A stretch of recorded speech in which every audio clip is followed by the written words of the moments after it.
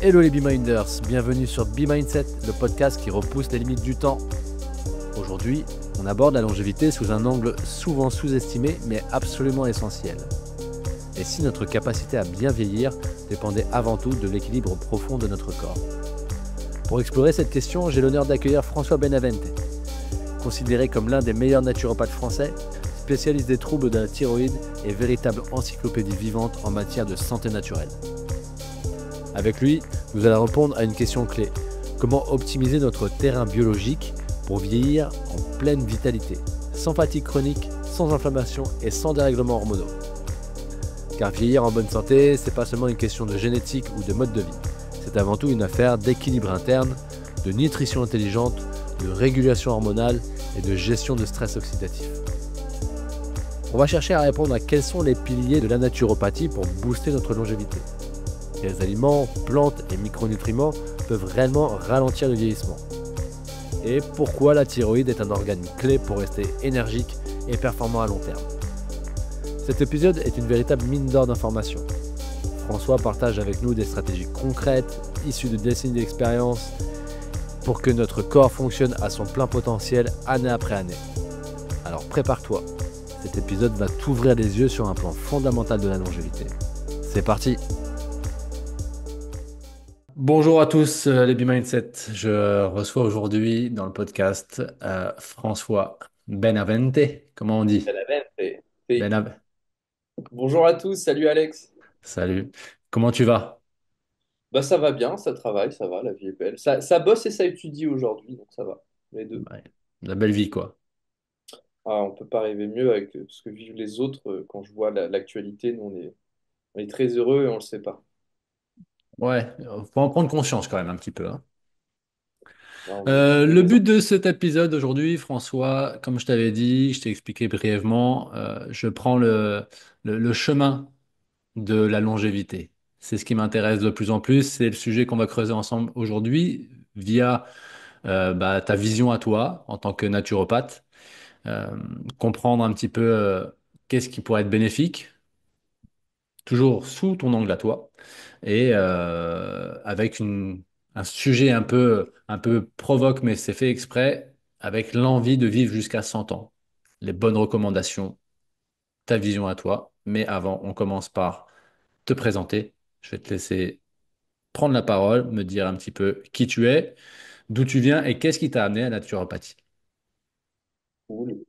Alors, moi, François Benavente, à la base charentais, rien à voir avec l'origine de mon nom, je suis d'Île de Ré, monté à Paris un petit peu pour ma vie passée. J'ai été amené à la naturo parce qu'à l'époque, j'avais mon ancienne femme qui avait développé une fibromyalgie. Et par rapport à sa vie, son mode de vie, les seules vidéos sur Internet qui me paraissaient de bon sens, c'était des hygiénistes. Dès que tu mettais un petit peu en application leurs conseils, on arrivait à des gros résultats par rapport à elle. Et moi, déjà, en parallèle, j'étais, depuis mes 22-24 ans, dans un cheminement d'apprentissage personnel sans les sources. Je n'avais pas forcément l'idée ou l'intelligence d'aller chercher le livre à l'époque. Mais petit à petit, moi j'ai commencé par la muscu, entre guillemets, qui m'a donné des voies, des pistes, des auteurs. La muscu t'amène à la diète à la supplémentation à la phyto, à plein d'autres trucs, à des études. Et toute cette effervescence qui a amené cette époque des blogs, des YouTube, des Instagram, nous donnait des auteurs. Et les auteurs, j'ai commencé à les acheter petit à petit et je me suis construit une bibliothèque. Et puis après, ça me paraissait finalement quelque chose de logique. Je me suis dit, là, pour la première fois de ma vie, je commence à trouver ma vocation, 30 ans après ma naissance, tu vois. Et je me dis, bon, je vais faire une école de naturo et je vais la faire à ma manière, c'est-à-dire, je ne vais pas chercher à prendre les cours, mais je vais chercher à prendre les auteurs et les travailler. Voilà. Ça a été ma particularité. Et Ok, ce travail personnel, qui est très passionnant, hein, mais qui te bouffe tout le temps, hein, incroyable, ça a été peut-être 300 ouvrages en 5-6 ans de travail. Tu vois, 300 ouvrages en physique, je dois en avoir peut-être autant sur mon ordinateur en PDF, de plusieurs langues, notamment enfin, le gros de la littérature, c'est de l'anglais. Parce que quand tu veux vraiment de l'information, des choses pas forcément compliquées, mais des choses que les gens n'auraient pas pensé, tu vois, à faire le lien, tu vas vers ces littératures anglaises, vers ces études anglaises, vers ces plateformes que tu connais, PubMed, et autres qui amènent des études scientifiques validées en anglais. Et j'ai eu cette casquette, mais j'ai gardé un socle, et ça c'est très important, un socle et un logiciel de pensée complètement hygiéniste. C'est-à-dire que tout ce que m'a amené le monde moderne va venir un peu se superposer sans dénaturer la base même de l'hygiénisme que l'on fait tous, du bain froid, devenir antifragile, etc., etc. Toutes les choses que tu connais, que les gens connaissent. Et finalement, le monde moderne et ses connaissances ne vont venir que confirmer ce que les anciens savaient déjà. Donc je suis un petit peu dans cette optique-là. Je garde l'essence même de l'ancien et je me concentre sur l'information et tout ce qui va être un peu plus prise de tête, la physiologie, l'anatomie, l'endocrinologie, toutes ces thématiques qui nous viennent finalement du monde moderne. Voilà. Ok. Donc toi, si on devait résumer, enfin si tu pouvais résumer ta définition à toi de la naturopathie, ce serait quoi? Alors, c'est bien parce que j'ai ma définition perso, j'ai mis 2 ans à la créer. Pour moi, c'est un enseignement replaçant l'individu au centre de ses besoins physiologiques et naturels. Je te la refais. Un Allez. individu au centre de ses besoins Alors, un enseignement replaçant l'individu au centre de ses besoins physiologiques et naturels. C'est une dimension presque ce qu'on appellerait anthroposophique. C'est le terme de Steiner. J'ai un peu piqué, tu vois, ma définition à une partie de Steiner. C'est une dimension que verront peut-être pas les gens qui écoutent en format podcast, mais verront ceux qui sont sur l'image. Là, tu vois, j'ai un beau cactus entre les mains qui est dans un pot. J'ai beau lui mettre de l'eau, de l'engrais, je fais pas de la santé. C'est-à-dire mon cactus, là, qui a des petites taches jaunes, qui se fait attaquer par des trucs et tout, parce qu'il est dans un pot à Paris, dans une terre qui correspond pas forcément à ses besoins. Le fait de mettre de l'eau et de l'engrais, c'est ce que font la plupart des gens dans leur dimension et leur logique allopathique. Elle est bien, on la garde. Mais moi, derrière, je me dis, quel est le logiciel de fonctionnement de ce cactus? Quelles sont ses bases? Qu'est-ce qu'il a besoin? Concrètement, hein, c'est du bon sens paysan. Il a besoin d'une terre avec un pH, il a besoin d'une hydrométrie, il a besoin de chaleur, il a besoin d'un environnement bactérien et fongique spécifique, une luminosité, un cadre qui correspond à une géographie, à des millions d'années de développement de ces gènes. Concrètement, ce cactus, ça va parler à tout le monde, si je le replante aux Canaries, par exemple, il va faire, je reviens 2 ans après, il va être énorme, magnifique, il va être au potentiel maximum de son développement physique, mental et de son espérance de vie maximale. Par contre, si je continue à lui manquer de respect par rapport à son logiciel de fonctionnement, avec ce pot et de l'eau et de l'engrais, je vais plus le revoir dans peu de temps, tu vois. Et son Mhm. logiciel à lui est complètement différent de la plante qui est derrière moi, qui est une plante plutôt verte et qui va avoir soif. Et nous, pour revenir à nos auditeurs, nous avons tous finalement un ensemble de paramètres physiques communs à l'humanité, mais aussi différents du voisin. Et pour ça, c'est l'individualisation, et ça s'écoute. Et les gens ont tendance à pas forcément prendre en compte cette dimension de l'individualisation qui est primordiale. On va pas travailler un Inuit comme on va travailler quelqu'un qui vient de l'Afrique, quoi. Il n'y a pas du tout une même dimension. Voilà un petit peu le positionnement de l'individualisme et de la complexité du vivant qu'aujourd'hui nous amène cette compréhension avec les études. Et nous, finalement, que ce soit les coachs sportifs ou ce soit les naturopathes, on a un point commun, c'est que nous ne sommes pas dans une démarche de science avec le côté scientifique de science dure, mais dans une pratique plutôt de science molle. On est plutôt là à essayer de tailler un bloc de pierre et le côté un peu artistique, où on tâtonne, c'est l'expérience qui va nous amener, et nos échecs et nos lectures et nos connaissances qui sont en permanence en train d'évoluer, qui vont nous amener, coach ou praticien de santé ou autre, à faire du bon travail. Voilà. Je sais pas ce que tu en penses toi, en tant que par rapport à ton travail aussi, ton expérience. Effectivement, je trouve qu'on est nous, on est au-delà de la théorie. On va apprendre, on va bosser via la pratique. Et de cette pratique, on va en déduire des modes de fonctionnement, des apprentissages et des bonnes conduites pour pouvoir obtenir le résultat qu'on veut. Effectivement, parce que là, j'ai adoré ton image du cactus, où le fait de comprendre qu'on est tous, excuse-moi, parce que je suis dans le studio et il va y avoir un peu de passage là, c'est l'heure des rendez-vous. Euh, on est tous constitués de manière différente. Et pour le coup, on n'a pas tous les mêmes besoins. Et pour ça, que ce soit d'un point de vue naturopathie ou d'un point de vue entraînement sportif et ou alimentaire et ou sommeil et ou environnemental, on doit avoir cette curiosité, cette passion pour essayer de s'auto-découvrir pour pouvoir se révéler. Euh, et ça, aujourd'hui, j'ai l'impression que beaucoup d'entre nous en ont été coupés, bridés. Euh, Complètement, parce que tous ceux qui ont la main verte, nos anciens ou les gens qui ont un jardin, tu vois, ils comprennent exactement ce qu'on a évoqué à l'instant. Mais tous les citadins, tous les gens qui ont été un peu décorrélés de ce qui est la réalité, le vivant, vont pour... ça va être quelque chose d'imagé, de beau, mais pas forcément de concret et de rassurant, tu vois, comme discours.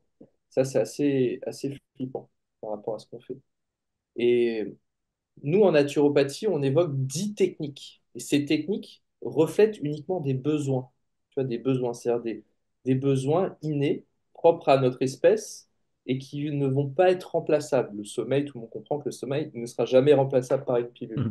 Eh ben, il y a 10 besoins. 10 besoins pour se ressourcer et pour respecter un petit peu notre logiciel perso. J'utilise le mot logiciel qui est un analogisme, mais on est complètement là-dedans. Et en plus, le format actuel, Instagram, réseau et tout, vont pousser beaucoup de gens sur un format court qui va les amener à une pensée très manichéenne, que ce soit sur l'alimentation ou le sport, blanc ou noir surtout. Faut-il boire du café? Faut-il pas en boire? Faut-il manger de la viande? Faut-il pas en manger? Ça va être très manichéen. Et l'individualisation n'a plus sa place aujourd'hui dans la fenêtre de pensée des 1 minute 30 des gens. C'est dommage. C'est clairement dommage et effectivement, ce côté blanc ou noir et ne pas mettre, ne pas ça amène effectivement à ça, à ne pas se chercher, ne pas se découvrir. On veut la solution miracle, la solution rapide surtout, parce qu'on ne veut pas attendre pour obtenir le potentiel et résultat qu'on a rêvé, imagé et souvent qu'on a vu sur quelqu'un d'autre. Euh, alors que bah, d'abord, la base, ce serait de se comprendre comment je Et à fonctionne. Et à l'inverse, dans notre thématique anti-aging, maintenant, grâce à ces magnifiques plateformes type PubMed et autres, c'est le Google des études scientifiques, pour ceux qui ne connaissent pas, c'est arrivé avant Internet, on parle vraiment de Hmm. choses qui ont plus de 150 ans, et qui aujourd'hui va refléter l'ensemble des études validées par les pairs, et c'est une courbe exponentielle d'études sur tous les sujets. Donc c'est magnifique, parce que plus les années avancent, plus des études vont parler de choses qui étaient considérées comme perchées, comme le earthing, des choses comme ça, qui maintenant sont validées, si tu veux. Il y a juste une limite à ce mode de fonctionnement des études, du evidence-based, et c'est ce qu'évoquait déjà Schrödinger, celui qui a fait le chat Schrödinger, ce qu'évoquait également Bergson, le philosophe, ou même certains penseurs de l'époque, qui avaient relevé que le vivant avait en fait ses propres lois physiologiques qui ne correspondaient pas aux lois chimiques du non-vivant. Un truc tout bête, par exemple, la thermodynamie. Il y a eu, il y a à peu près 40 ans, des consensus aux États-Unis de tous les gros scientifiques qui se réunissaient. Ils se disaient, il faudrait que je te ressorte le bouquin, il est trop stylé, un vieux bouquin que j'ai. Il te montre un petit peu que dans les années 60, les mecs se disaient, bon, on pense tout savoir, mais on ne comprend pas pourquoi la loi numéro 2 de la thermodynamie, par exemple, ne s'applique pas sur un corps vivant, tu vois. Donc, on sait aujourd'hui que cette loi qui est universelle ne s'applique pas sur le vivant. Donc, on va peut-être mettre de l'eau dans nos vins sur les études scientifiques concernant tout ce qu'on sait. Le vivant n'a pas les mêmes lois à quelque chose près que l'inerte. Et ça, c'est sur la thématique d'anti-aging, nous amène en fait à nous dire, il y a la théorie et il y a l'observation, le concret, et ce que toi, moi, ou surtout d'autres scientifiques qui vont être peut-être plus calés que nous, via leur expérience, va pouvoir mettre un garde-fou. Voilà. Je trouve ça très stylé d'évoquer ce point-là. Carrément. Carrément, et ce qui nous amène gentiment vers bah, l'essence même de cet épisode avec toi, au-delà de la partie naturopathie, mais toujours via ton œillère, je sais pas si on dirait comme ça, mais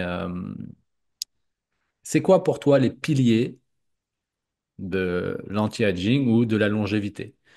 Quels sont pour toi les piliers pour pouvoir espérer vivre jusqu'à 100 ans? Alors, je vais te répondre avec une image abscisse ordonnée que tout le monde connaît, tu vois, cette courbe abscisse ordonnée qui nous a vraiment mis des cauchemars en cinquième, tous en maths, tu vois. Je passerai en fait comme base, comme fondation, l'équation de Marchesso. une équation du père de la naturopathie qui nous disait que ta santé avec un grand S pourrait se résumer sur, en haut de mon équation, tu mettrais le système nerveux et glandulaire, qui sont tes deux bras armés d'adaptation. Voilà, quand quelqu'un a besoin d'être vitalisé, qui est au bord du burn-out, etc., etc., on travaille cette partie-là pour X raisons, avec X outils. Et ce qui constitue un frein à l'adaptation, donc c'est la partie basse de mon équation, ce qui constitue un frein à l'adaptation, ce sera la notion de terrain, avec la balance acido-basique, la balance oxydative et la balance colloïdale. C'est-à-dire, par rapport au liquide qui va entourer et qui va constituer mes cellules, liquide intracellulaire, liquide extracellulaire, lymphe, sang et autres formes de liquide corporel, auront un milieu avec des besoins spécifiques, ça s'appelle de la bioélectronique, avec des différentes dimensions en suspension, si tu veux, sodium, potassium, des équilibres biologiques. Et ces équilibres biologiques, plus ils sont, entre guillemets, clean, propres à leur logiciel de base, plus le Mhm. fonctionnement cellulaire ou le fonctionnement des systèmes extracellulaires, plutôt des systèmes, comment dire, des systèmes en place, entre guillemets, fonctionneront correctement. Donc, en gros, quelqu'un qui se trimballe avec 5 kilos de déchets colloïdaux, ce qui était référencé par le docteur Salmanov, concrètement, santé hépatique pourrie, système lymphatique au ralenti, système immunitaire en berne, fatigue chronique. Enfin, il y a plein de trucs qui vont se mettre. Ça va être vraiment une encre, un frein, si tu as ma voiture qui avance, quoi. C'est un frein complètement à mon adaptation. Ça, c'est vraiment la base de mon logiciel de pensée sur la santé avec un grand S. Ah oui.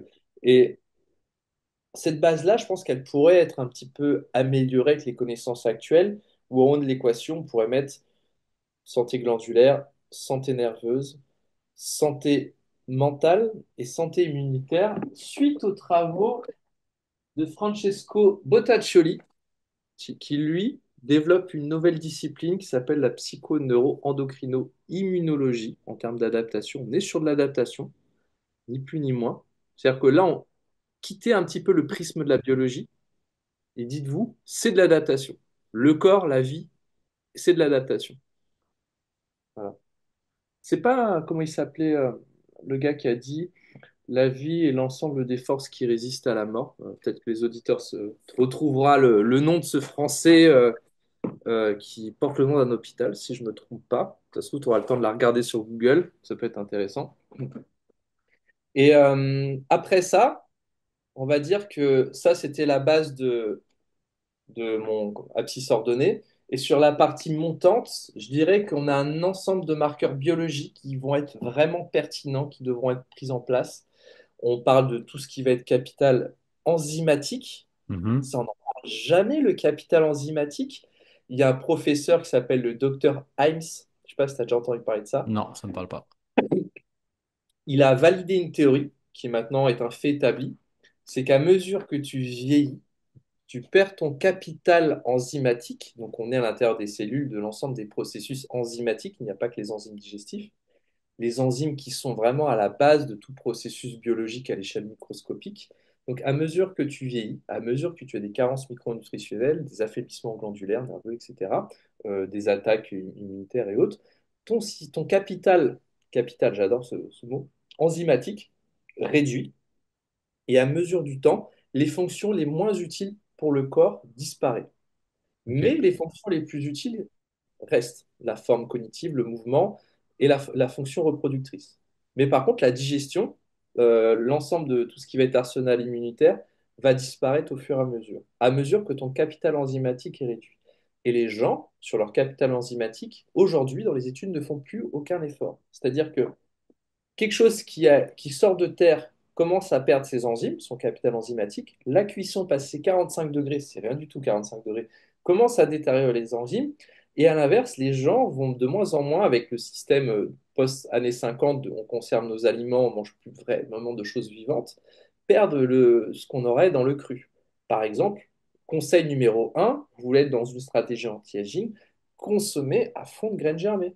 Faites germer vos graines vous-même. Mangez-en, ça va vous coûter 3 fois rien et le capital enzymatique des graines germées est XXL. XXL. Donc ça sera avant mes vitamines, avant mes minéraux, la base. En plus, j'essaye de vous donner une logique un peu construite. Enfin, je peux me Comme- tromper, mais c'est donc, ma vision. comment tu fais germer tes graines alors? Bah, Vas-y. alors, moi, j'ai un gros germoir automatique là, de BioVie qui marche sans électricité où je mets de l'eau et avec gravité, ça va arroser au compte-gouttes mes graines germées sur 3 jours et je reviens 3 jours après, c'est prêt.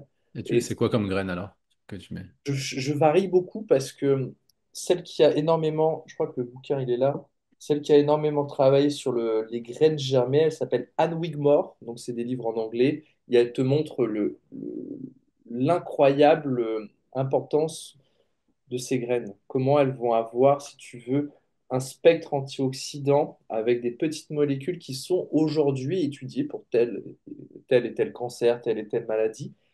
Comment ces petites graines vont t'amener une explosion, je voulais pas venir encore à cette thématique, mais de vitamines, avec les vitamines B1, B2, B3, B5, B6, que tu as besoin pour ton cycle de Krebs, ta production d'énergie au niveau cellulaire, que tu as besoin pour une multitude d'opérations. Le B1, B2, c'est pas que la régulation des glucides, c'est peut-être 150-200 processus biologiques connus. Euh, Ces graines germées vont t'amener des enzymes dont on ne connaît rien. Et en fait, l'ensemble de cet apport, vitamine B, vitamine C, enzymes, etc., etc., va amener un totem dont on ne connaît rien en fait. Mais on sait Mhm. juste que empiriquement, tu vois tous ceux qui ont une gueule, qui mangent des graines germées depuis longtemps dans leur alimentation, ils ont une peau qui paraît 10 ans de moins. Moi, j'ai des exemples de gars et de nanas, quand tu vois les physiques, ils ont 50 piges, on hallucine, quoi. Ils sont Hmm. beaux, ils font plaisir à voir, tu vois, physiquement. Parce que ce sont des. Ça, c'est, je parle vraiment les gourous, hein, mais le gourou, je dis ça gentiment, les gourous de la graine germée aux États-Unis ou en Europe. Et ils font plaisir à voir, les graines germées, par rapport à ce pilier enzymatique est numéro un. Ensuite, on grossit sur des choses que les gens connaissent. On est sur la base vitaminique. Mhm. Effectivement, l'ensemble des processus de mon adaptation, de mon équation de tout à l'heure, que ce soit sur la balance oxydative avec les antioxydants, avec les vitamines liposolubles ou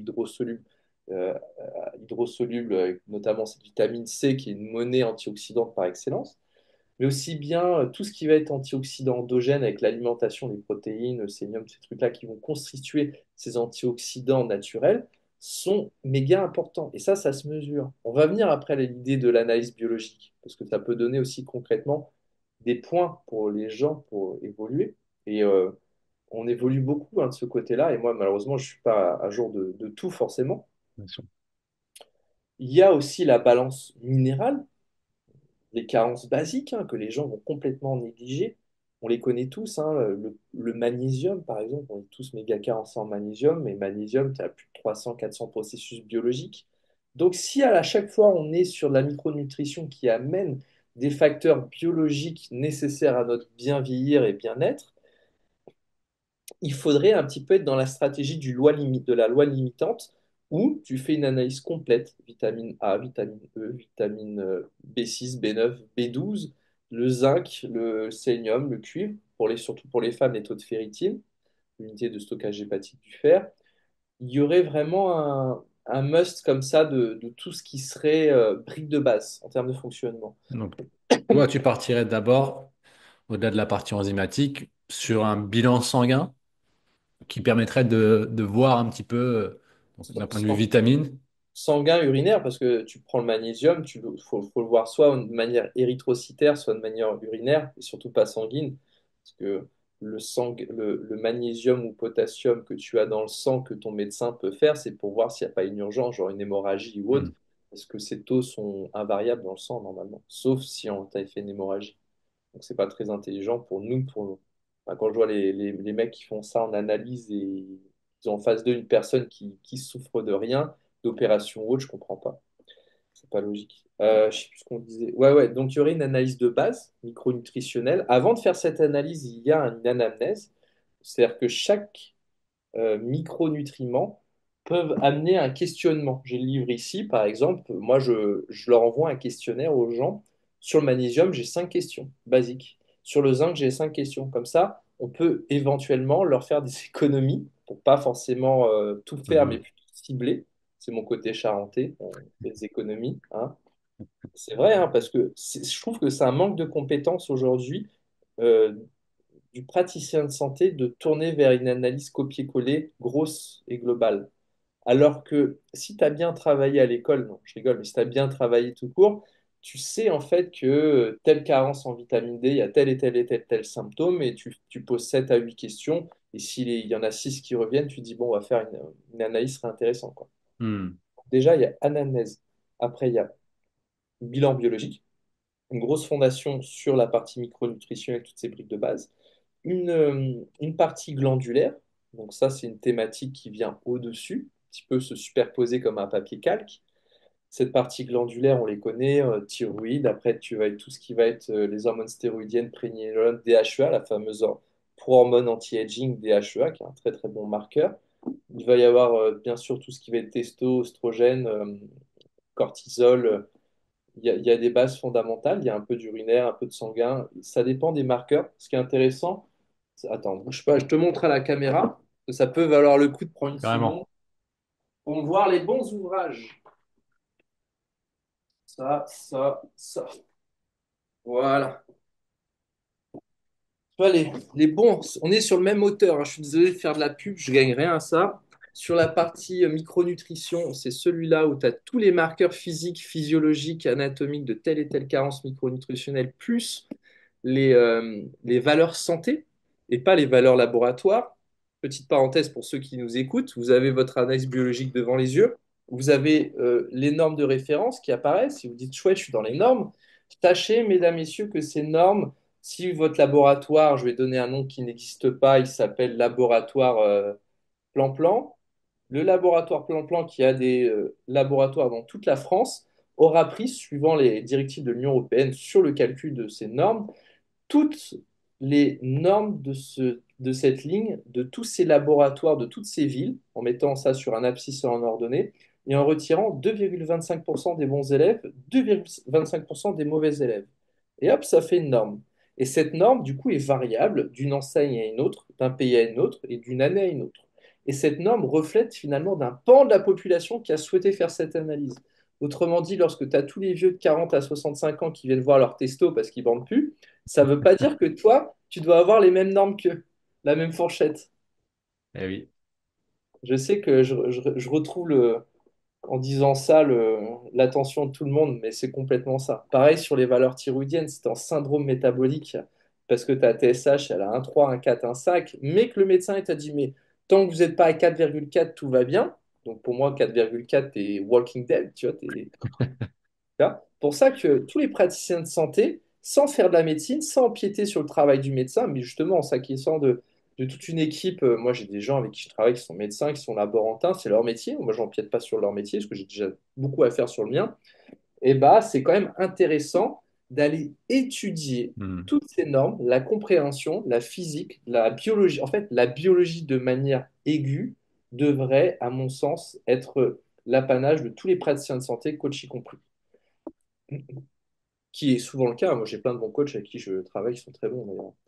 Tu vois, là c'est le livre Anti-Aging, Textbook of Life Pain and Anti-Aging Medicine, qui est vraiment pour moi un livre qui a 25 ans d'avance surtout.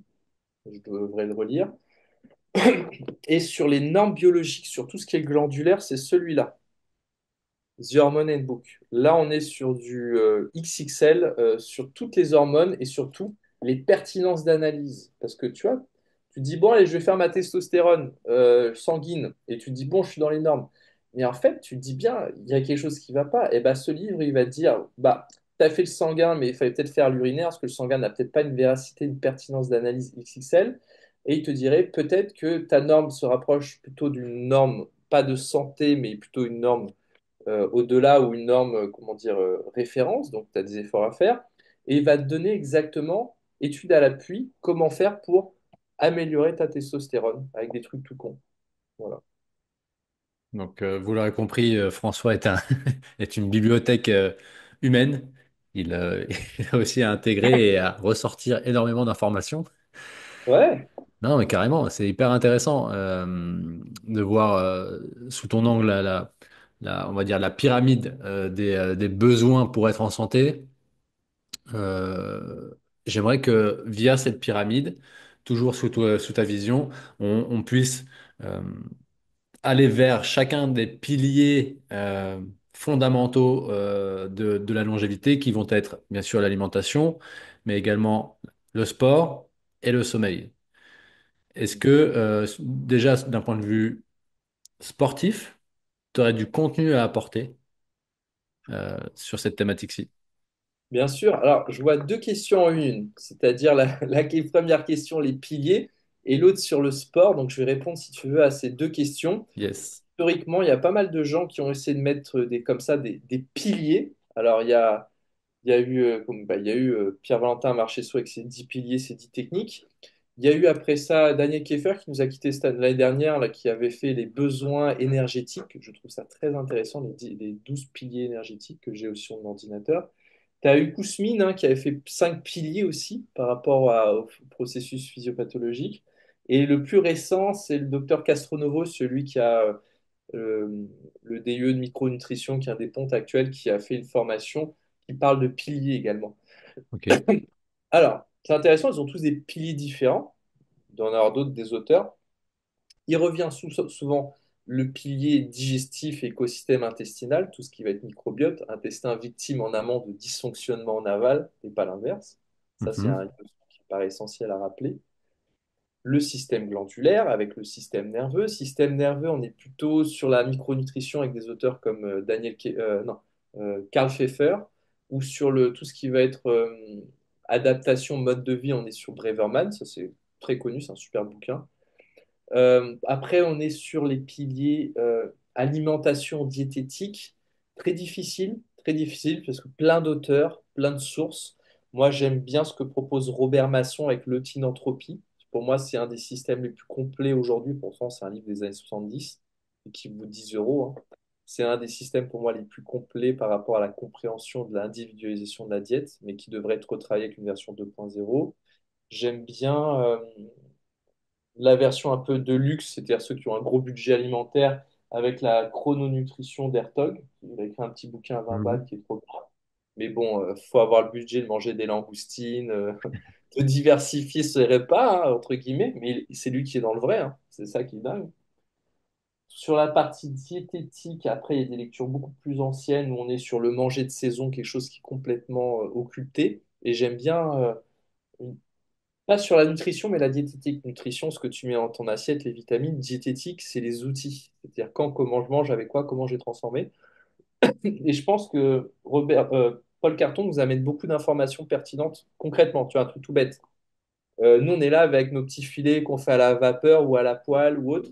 Et bah, lui te disait, Paul Carton, que les anciens, ils faisaient tout cuire en slow food, en slow cooking, tu vois, pendant des heures, que ça se coupe à la fourchette. Et tes viandes, elles sont prédigérées avec ce mode de cuisson. C'est des cuissons de grand-mère comme on aime, hein. Hormis le côté crème fraîche, si tu le retires, c'est des cuissons qui sont très plaisir, très plaisantes, tu vois. Et tout le monde a une idée de ce type de recette. C'est du paleron mijoté 6 heures, c'est des poulets où tu peux vraiment croquer l'os du poulet, manger l'entièreté. Et là, tu es dans une dimension en termes de diététique que les anciens avaient qu'on n'a plus. Et ça, pour moi, c'est primordial sur cette notion de diététique. Tu as les fruits et légumes, le cru, la notion du cru. Plus personne mange cru, comme on disait tout à l'heure. Paul Carton, lui, il est plutôt à plus de la moitié de cru. Robert Masson, il est à peu près à un tiers de proposition de cru. Pourquoi avoir un tiers de cru par rapport à cette proposition d'avoir suffisamment de vitamines, de minéraux, d'enzymes qui subissent les méfaits de la cuisson? Après, on a vraiment des générations comme non, Robert, non, comment il s'appelle? Euh, Mathieu, non, Robert Walker. Matthew Walker qui nous propose, avec les extracteurs de jus, mais également la germination, à avoir des formes de digestion externalisées respectant le cru. Ça, je trouve ça vachement bien pour les sportifs et pour les personnes âgées ou les personnes qui digèrent rien. Le test clé, hein, demande à ton client, tu manges une pomme, tu gonfles, c'est qu'il a un tube digestif inflammé. Ça, c'est un Ok. test très intéressant à prendre en compte avec des petits trucs de bon sens. De toute façon, la nature, c'est que du bon sens. Le meilleur nature, c'est ton grand-père, tu vois. C'est cette personne qui a vécu, qui est capable de faire des liens et tout. Tu couples un grand-père avec de la grosse physio de la natte et des compréhensions du vivant, de la biologie, et t'as le meilleur nature du monde. C'est drôle, hein? Ah, mais on le sent chez toi, en tout cas, ce côté retour aux sources, retour à la terre. Et effectivement, j'aime la métaphore entre comprendre notre planète, comprendre la Terre, comprendre son fonctionnement, ce dont ça a besoin pour pousser, pour bien vivre, pour bien se remplir, et le parallèle qu'on peut faire, nous, en tant que bah, petite planète. On est tous des petites planètes finalement. On a tous besoin on a tous un écosystème qui nous est propre. Et on a avec nos propres modes de fonctionnement. Et une fois de plus, on revient sur ce qu'on disait tout à l'heure, hein, sur le côté se chercher, creuser, réfléchir à comment on fonctionne nous, et puis tomber sur des bons conseils, des bonnes vidéos comme on est en train de faire là, et pour pouvoir vraiment optimiser sa santé et faire en sorte que on soit dans les meilleures dispositions pour vivre en santé le plus longtemps possible. Hum, sur la partie, je reviens doucement sur la partie sport. Euh, Ah, on n'a pas parlé de sport. ouais, tu as évoqué vite fait les jus, tu sais, pour les sportifs. Les extracteurs de jus, je sais que toi, t'aimes bien en faire également.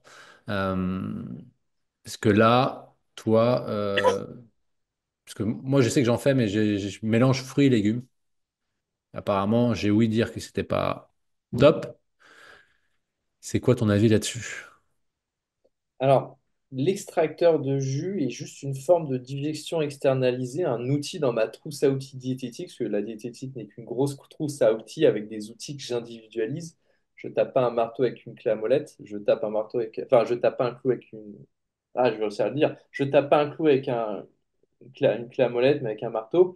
Et chaque outil diététique peut être intéressant. Et les jus de légumes, vraiment sur les sportifs de haut niveau, les gens qui ont besoin un gros apport d'éléments vitalogènes, enzymes, vitamines, minéraux, exceptionnels, ou les problèmes digestifs et autres. Au même titre que mes graines germées, que mes lactofermentations, que les produits qu'on appelle diastasés, c'est-à-dire ma fermentation au levain, au vrai levain, tout ça, ce sont des outils pour prendre un petit peu d'auteur et l'extracteur de jus est un des outils. Et c'est vrai que si je vais dans cette dimension, j'apporte un tiers de cru sans trop me prendre la tête, l'extracteur est super. Mais pourquoi j'utilise un extracteur par rapport à des hygiénistes qui seront déjà, pour une partie d'eux, peut-être plus, comment dire, frileux par rapport à ça? La différence entre le naturopathe et l'hygiéniste, elle est assez intéressante. Et ça, je pense que ça peut vraiment intéresser les coachs ou les gens qui sont en train de nous écouter. C'est qu'un hygiéniste est une personne qui utilise des outils naturels pour répondre à des besoins naturels. Un naturopathe est quelqu'un qui utilise des outils naturels et à défaut des outils artificiels pour répondre à un besoin naturel. Hmm. Des outils pouvant être à défaut artificielle. Concrètement, tu as un travail, tu bosses, tu es derrière un ordinateur toute la journée, tu peux pas être à courir dans un milieu tropical à vivre de loisirs, comme le disait Pierre-Valentin Marchessault, qui pour lui était l'environnement idéal de l'homme, un animal tropical fait pourvu de loisirs et d'une alimentation végétarienne. Autrement dit, tu vis dans le Larzac ou tu travailles dans un bureau à Paris, oublie ton alimentation végétarienne et oublie l'ensemble. Il y a vraiment un tout, tu vois. C'est Ok. concret, hein, Ouais, bien sûr. intéressant. Tu vois, de toute façon, les végétariens, quand ils ont une bonne mine, souvent, ils ont un cadre de vie qui est optimisé, nature, soleil. Il y en a une bonne moitié, ceux qui sont en pleine santé, qui vivent en milieux tropicaux. Mais c'est jamais des sédentaires stressés qui sont derrière un bureau ou jamais des mecs du bâtiment, les végétariens, qui sont dans le froid et Carrément. la thermorégulation. Bon, ça, c'était une parenthèse. Donc, les jus, toi, tu mets des fruits. Et bah, j'ai envie de dire, tu vois, si imagine, tu fais un effort physique, bon, le fructose va pas être le substrat énergétique que j'aimerais mettre après à une activité physique, parce que c'est pas la même métabolisation que le glucose. Mais par exemple, le matin, au réveil, là où j'ai mes stocks hépatiques et glycogène musculaire bas, bah, si j'ai envie de mettre un peu de fruits, pourquoi pas? Pourquoi pas, sachant que mon repas, en plus, avec ses protéines, ses graisses, vont réduire la charge glycémique. Tu vois? Ok. Pourquoi pas? J'apporte des vitamines, du plaisir, c'est plus facile à boire. La seule parenthèse que je mettrais, c'est si je sais que je digère mal les pains, glucides et autres, ça, c'est le cas d'une bonne partie de la population, tous ceux qui n'ont pas cette particularité génétique de produire une bonne amylase salivaire, c'est-à-dire ce petit ciseau que tu produis au niveau de ta salive. Ça, c'est des travaux là, depuis pas longtemps du docteur Mouton sur le gène AMI-A1, qui est un gène qui est très très intéressant. Si tu fais partie de ces gens qui gèrent mal les amidons et que tu gonfles avec vraiment ces ballonnements, mais ces gaz, mais pas ces gaz qui puent, quoi, ces gaz abondants mais qui puent Hmm. pas, par le caca, toujours en naturopathie, c'est toujours le cas. À ce moment-là, bah, mettre des jus de citron, d'agrumes, d'orange dans ton jus ne sera pas la meilleure stratégie puisque les oranges, les agrumes vont venir acidifier le pH de ta salive ce pH qui devrait être plutôt 6-7 neutre pour la digestion des amidons, le fonctionnement des amylases va être perturbé effectivement par ces oranges. Mais ça, c'est si tu es une personne de 40 et quelques, une personne un peu délicate. Si tu as un gosse de 20 ans avec des mains chaudes et que tu carbures, ça va rien te faire, tu vois. Bien sûr. Mais les jus de fruits, pourquoi pas? Moi, je mets régulièrement de la grenade dans mes jus, par exemple.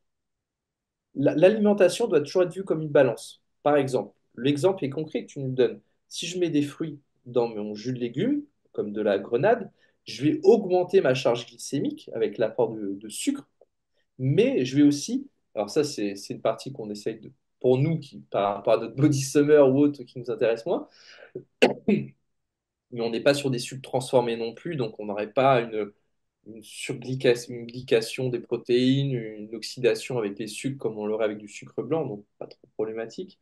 Mais la grenade va nous amener énormément d'antioxydants vu qu'elle a un indice ORAC, l'indice antioxydant XXL. Il y a toujours une balance. Et Hmm. cette balance, en fait, s'exprime à des gens. Le café, là je suis en train de boire un café, je serai en acidose, j'éviterai le café, j'ai une mauvaise balance oxydative, le café est une super source d'antioxydants. Donc à qui on s'adresse? C'est comme j'aime bien dire, est-ce qu'on s'occupe de la maladie ou on s'occupe du malade? On s'occupe du malade. On est tous différents, tu vois? C'est exactement cette logique-là. Voilà. Ok. C'est cool hein, comme réponse. Ouais, carrément. Donc, on repart sur là où on en était juste avant. Vas-y. On fait une petite dégression.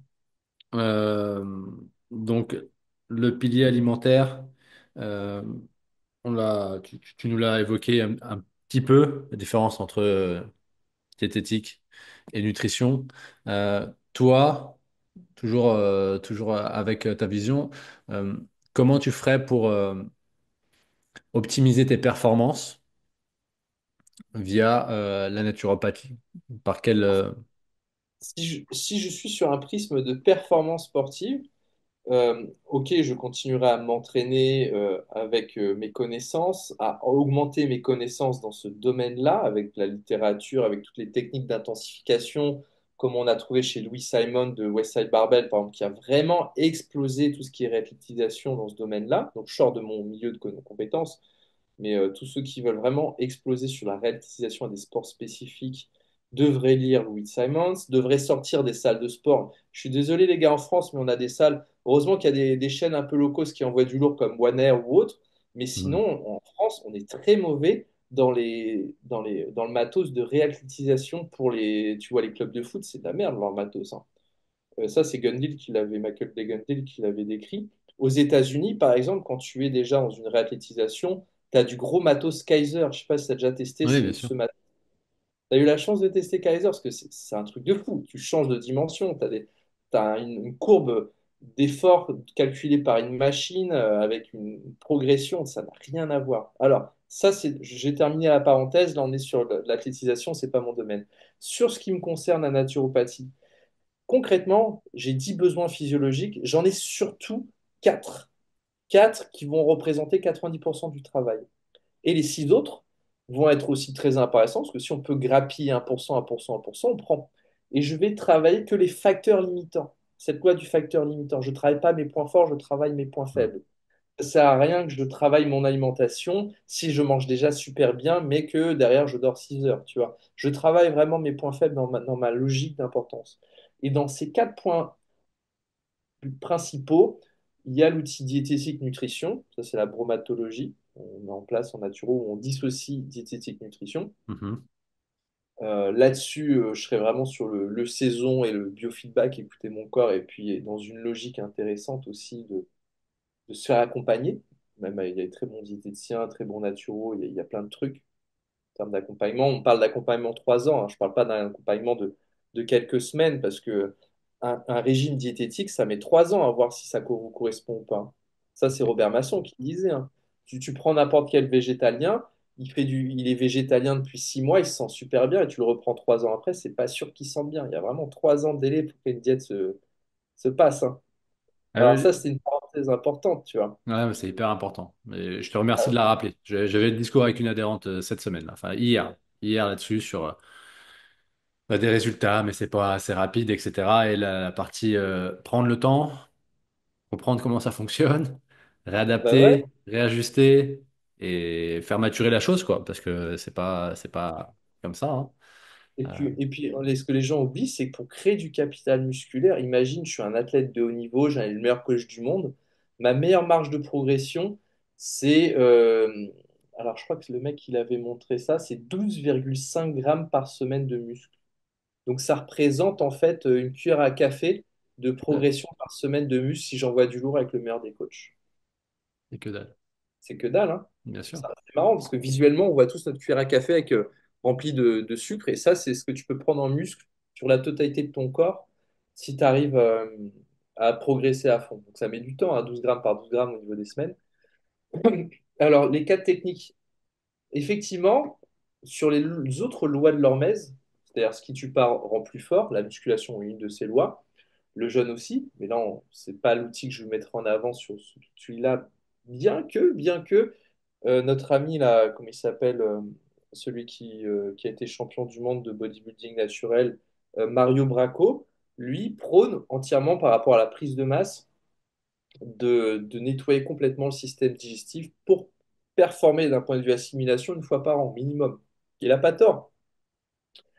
Tu vois par exemple que sur le système digestif, par rapport à ce pilier jeûne, donc on est sur le loi de l'Hormèse sur le jeûne, euh, quand tu sors les plaques amyloïdales que tu as, cette calamine qui vient complètement te tapisser ton intestin, que tu arrives à ressortir sur des phases de jeûne, et que tu prends les grands maigres qui ont beau bouffer 3 000 à 4 000 calories, qui ne prennent pas un gramme parce qu'ils absorbent rien, rien, rien, ça peut être un outil pertinent si c'est mis à bon escient, tu vois, le 5 jours Hmm. par an, tu vois. Le 5 à 8 jours par an, faire un gros coup de décalaminage une fois par an, ça peut être méga intéressant chez ces gens-là. Tu parles de C'est, jeunes, tu parles de jeunes secs.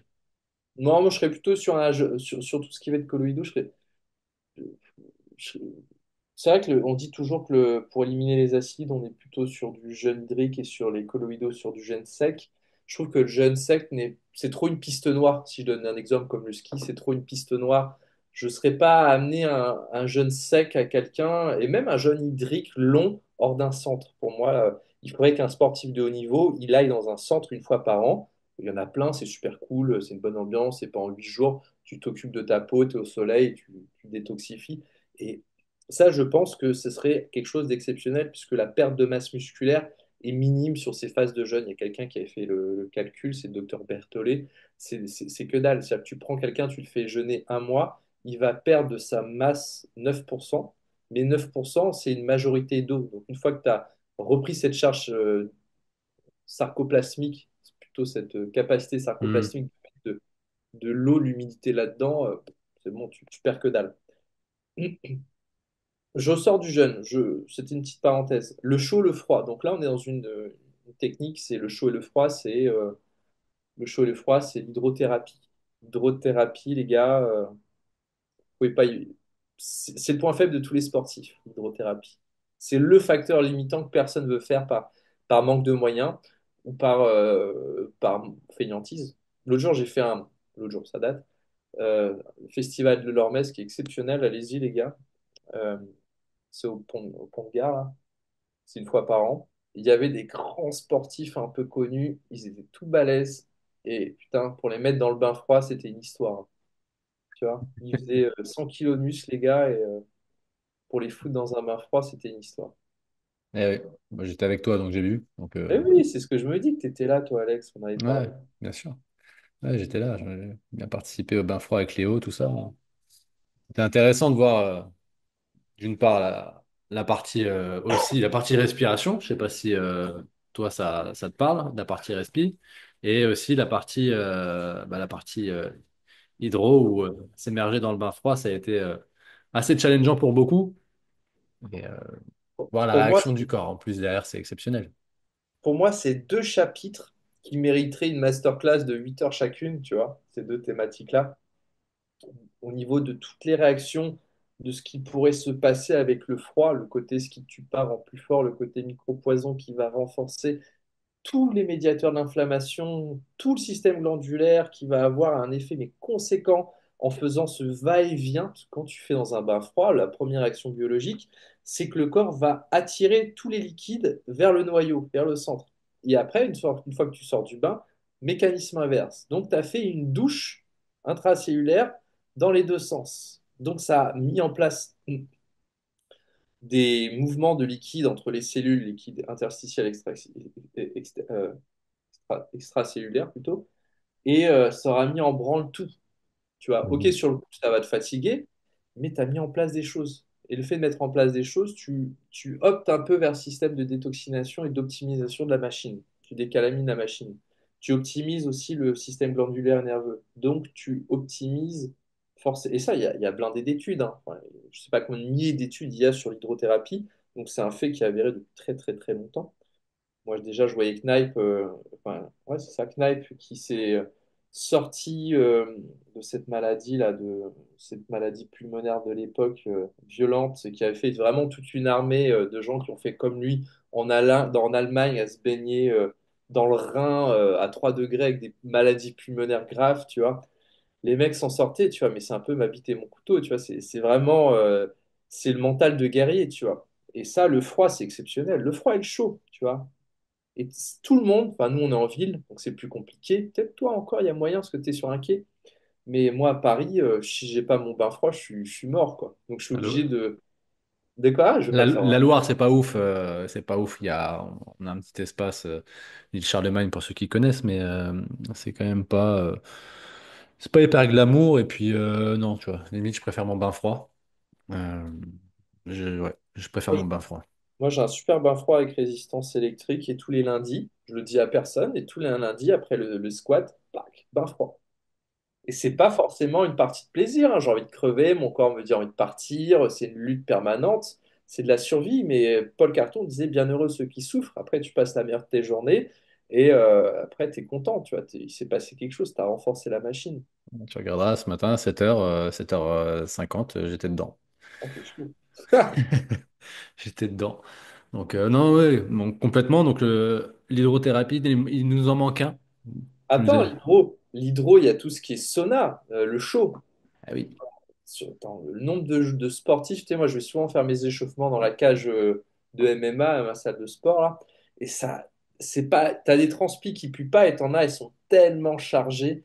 La transpiration est une manière avec les glandes sudoripares d'éliminer des acides et des acides lourds, euh, au même titre que d'ailleurs l'expiration par rapport à l'air Hmm. qu'on parlait tout à l'heure élimine les acides légers et les acides métaboliques, donc la régulation de la balance acido-basique. On revient sur notre équation de tout à l'heure, de l'équation de Marchesseau. Le sauna est un outil redoutable pour les sportifs, non pas pour le mécanisme de récupération, mais pour l'entretien de ton terrain acide, avec tous les acides métaboliques que tu crées quand tu es sportif, Même au-delà du sportif. au-delà du sportif, bien sûr. Au-delà du sportif, c'est hyper intéressant les bénéfices qu'on peut retirer du sauna. Mais alors, le sauna, c'est perçu dans l'inconscient collectif comme quelque chose d'agréable et de cool. Donc, c'est moins controversé que le fait de s'exposer à de l'eau à 2 degrés et des glaçons. Et voilà. Mais l'association des deux est encore plus ouf. Je sais pas si ça se dit. Si, si, si, ça te dit, c'est très clair, c'est clair. Moi, faudrait que je me bouge un peu plus, je vais dans un centre à Paris, mais à chaque fois que je le fais, putain, je transpire. Quand je vais dans un pays chaud, par exemple, que je change littéralement je suis en mode grosse chaleur, mais je pue pendant une semaine, tu vois, ça pue littéralement, mais ça élimine, tu vois, on élimine, les glandes sudoripare travaillent, et j'ai plein de symptômes, entre guillemets, qui sont un peu mes thermomètres à moi, qui se mettent au vert passé cette semaine-là. Parce que la peau, c'est l'émonctoire, donc l'émonctoire, c'est l'organe d'élimination, qui est par excellence le plus oublié et un des plus intéressants pour venir de manière secondaire, aider ton foie, aider ton foie intestin, et aider cette fonction d'élimination urinaire, mais aussi cette fonction d'élimination d'acide léger pulmonaire. La peau, c'est l'organe de prédilection des hygiénistes. Et ça, sportif, ça devrait être, il devrait avoir un programme pour ta peau à l'année quand tu es sportif de haut niveau. Tu vois? Tu y verrais quoi dans ce programme? Bah, avec ça, je verrai des saunas, au moins une fois par semaine, un sauna, loin, tu vois, de l'entraînement, pas avant ou après l'entraînement sur le sauna. Je verrai, pour diversifier les saunas ou pour préparer au sauna, tu sais, les systèmes où on t'enveloppe dans une couverture Mhm. chauffante Mhm. avec plein d'huile essentielle pour te cuire un peu à l'étouffée à basse température ou pendant 45 minutes, tu transpires tout le long de ton corps, c'est super agréable à faire. Tu as juste la tête qui dépasse, donc tu peux faire ça dans des centres. Quand je dis le sauna, c'est des saunas secs, hein. On ne parle pas de hammam. Oui. Le hammam, c'est une autre utilisation qui est plutôt spécifique. Le sauna, c'est vraiment sec. J'ai une serviette sur moi, pas de maillot, puisque ça contient de l'humidité, et une deuxième serviette où je viens virer l'ensemble de l'humidité, l'écrin d'humidité qui va venir empêcher cette thermorégulation au niveau du corps. Il y a vraiment une action dynamique au niveau du sauna qui est très très peu connue. Dans les salles de sport, il y a de l'eau partout et tout, ça c'est une aberration. Un sauna, ça va être très très très sec.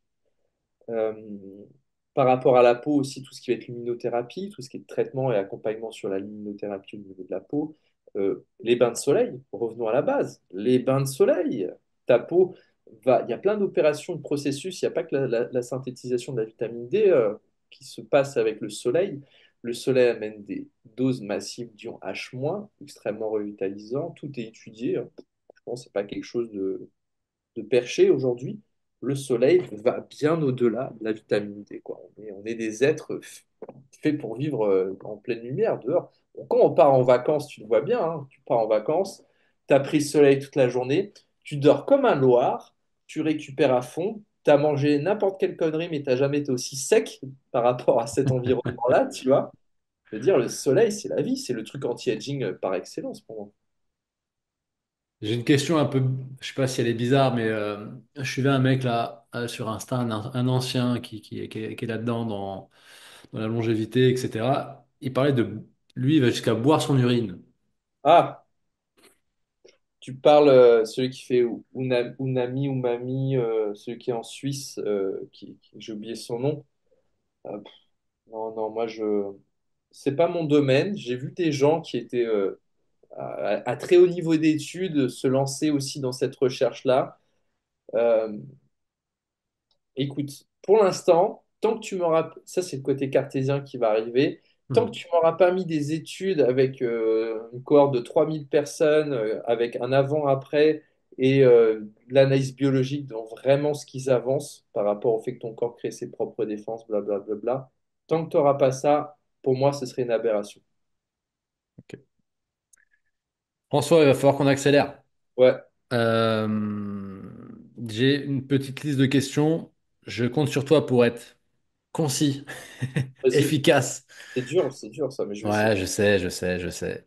Pour revenir sur l'alimentation et le sport, donc on sait évidemment que le sport est essentiel pour bien vieillir. Euh, Indispensable. mais pour toi, l'importance, on l'a évoqué gentiment là, de l'alimentation dans la performance et la récupération à long terme, elle est aussi essentielle. On est d'accord? Ouais. Très bien. C'est quoi les aliments qui aident à limiter les inflammations et à favoriser la récupération pour les efforts?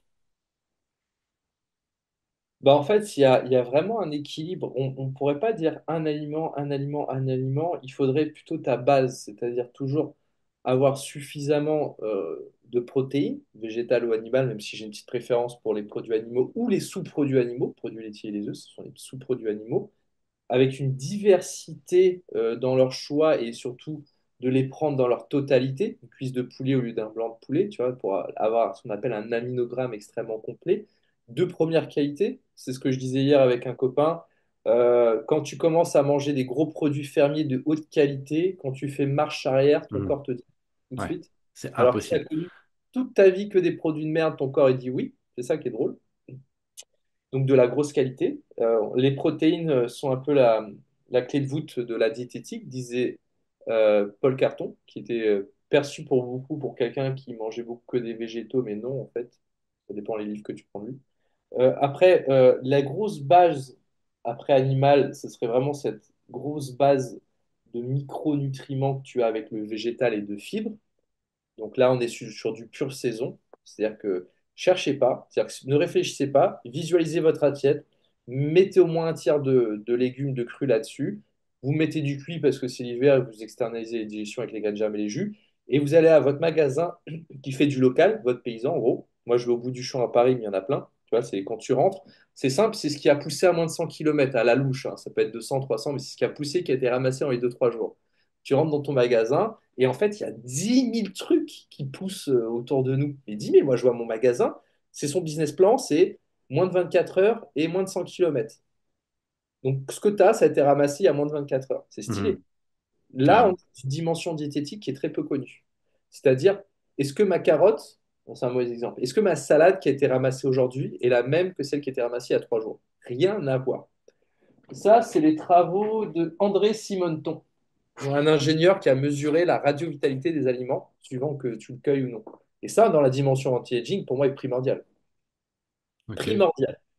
Mais pourtant, personne n'en parle. Mais non, non, mais c'est la première fois que j'entends parler, donc. André Simonton, un ingénieur qui a mesuré en angstrom, c'est une dimension assez perchée, on est d'accord. Et même mon grand-père, tu vois, quand petit, lui, il faisait monde agricole, hein, il me cueillait la salade, il me dit, rapporte la bite à ta mère et dis-lui de pas la manger ce midi, ce soir, sinon elle est foutue. Tu vois? Ah C'est ouais. drôle, tu vois, les gens savaient ça, tu vois. Et quand Alors, je vois à Naturalia des salades qui sont vieilles, pire, en Guadeloupe, les salades que les Guadeloupéens et Martiniquais ils mangent, elles viennent de Rungis, mec. Tu vois ah, le délire? Ça me fait halluciner, ça. Cherchez même pas. Cherchez pas. Vous n'êtes pas sur un aliment santé, entre guillemets. Bref. Donc, un tiers de fruits et légumes crus, avec une saisonnalité. Ça, c'était une thématique qui était l'objet numéro un de la diététique dans les vieux livres. Euh, que ce soit Bonnefoy, Simonton, euh, je les ai plus là en tête, c'est pas grave. C'est la thématique numéro une. Après, des glucides. Sur mes glucides, si j'ai fait du sport ou autre, hein, enfin, j'adapte mes charges de glucides suivant le moment de la journée, suivant mes capacités digestives également. Et j'ai une rotation, j'essaye d'éviter tout ce qui va être blé moderne en règle générale. Mais à part ça, j'aurais pas de grosses thématiques par rapport à donc cette dans blé moderne, tu entends pâte. bah, ça dépend quelle pâte thématique intéressante. C'est-à-dire que si j'envoie des pâtes italiennes, une marque italienne, eux, ils ont du grano duro, c'est-à-dire un blé dur dont la chaîne de protéines, le gluten, va être nettement plus courte qu'un blé tendre qui va servir à faire du pain ou des pâtes françaises, qui sera hautement plus problématique sur ma porosité intestinale. Étude à l'appui, le blé tendre amène une augmentation de la zonuline, qui est un marqueur de porosité intestinale, on sait ça depuis 2006, alors qu'un grano duro n'aura pas forcément les mêmes conséquences. Un grain dur, un blé dur. Donc mes pâtes dures, parfait quoi. Super thématique. La seule chose que je vais demander par rapport à la thématique anti-aging, ça c'est très important, que tu retrouves dans tous les livres anti-aging, c'est les liaisons de Maillard. Mhm. Les C'est croûtes. une thématique que personne connaît en France. J'essaie Les de faire des croûtes. trucs. Faut retirer Hein? les croûtes, bordel. Faut retirer les Ouais, non, croûtes. mais moi, les gens, ils ont trop mal réagi, même les praticiens de santé. Je leur disais liaison de Maillard, liaison de quoi? En fait, quand vous avez un sucre qui se lie à une protéine, ça fait une maximolécule qui a un bon goût, hein, ce petit goût caramélisé qu'on aime dans la croûte de ton poulet qui gratine, la croûte de ton pain, de ton croissant. Mais ça, c'est une super molécule dont tu n'as pas les enzymes digestifs pour venir les séquencer en amont, qui va, en conséquence, être un véritable boulet canon pour ton système digestif, ta porosité intestinale et ton système immunitaire. Donc tous les régimes et 80 maladies auto-immunes qui sont associées, donc on est dans cette thématique-là, ou dans un ensemble de pathologies modernes, Alzheimer et compagnie, les lésions de Malière font partie des piliers à éviter. Et ça, c'était déjà connu dans les années 50 avec ce gars qui est juste là, qui s'appelle Rancoul, le docteur Rancoul en France qui en parlait déjà dans les années 60. T'as qu'à voir, c'est pas d'aujourd'hui, hein. Non, non, non, mais alors moi, j'en avais entendu parler à la fac, mais clairement, ouais. Ouais. Par exemple, le miel cuit. une liaison de malière qui est très, très malsaine. Les gens qui font des gâteaux au sucre, enfin les gâteaux au miel, pardon. C'est une grosse Ouais, saloperie. ouais. Euh, On aurait oublié, je fais vite parce que je veux donner des trucs très rapides, concrets qui me sautent à l'esprit. Les plombages, dès que tu as des plombages, plein de gens ont des plombages aujourd'hui, et ça c'est une énorme saloperie par rapport à la balance oxydative et la thématique anti-aging. Euh, Eux, je les invite à faire une analyse des métaux lourds directs, tu vois, surtout s'ils en ont plus de deux. Et je les invite surtout à les faire déposer auprès de praticiens de santé dont c'est le métier, parce que c'est une spécialisation. Et deuxièmement, un truc qui a rien à voir, tout à l'heure on a parlé d'homocystéine et de méthylation. Ça, c'est un pilier XXL anti-aging, très peu connu, qui a été surtout popularisé dans le monde francophone par le docteur Castronovo. La méthylation, alors c'est du chinois pour la plupart des gens. Tu connais un peu la méthylation? et quand tu fais brûler, Non, méthylation, je vais vous le faire en simple. Vous avez votre cellule, il y a une opération de production d'enzymes et il y a des choses avant cette production d'enzymes qui existent avec des processus biologiques, physiques, dont un qui s'appelle la méthylation, c'est-à-dire le rajout d'un groupe méthyle. Donc, en gros, ça ne sert à rien de retenir ça. Ce qu'il faut retenir, c'est que l'ensemble des processus physiologiques, génétiques, enfin, physiologiques, enzymatiques, à la base de tout ce que votre corps fait, il y aura un facteur limitant qui est la méthylation. Et cette méthylation, lorsqu'elle se fait mal, va créer une sorte de métabolite qui s'appelle l'homocystéine. C'est le marqueur biologique. Je le dis peut-être maladroitement, mais c'est ça.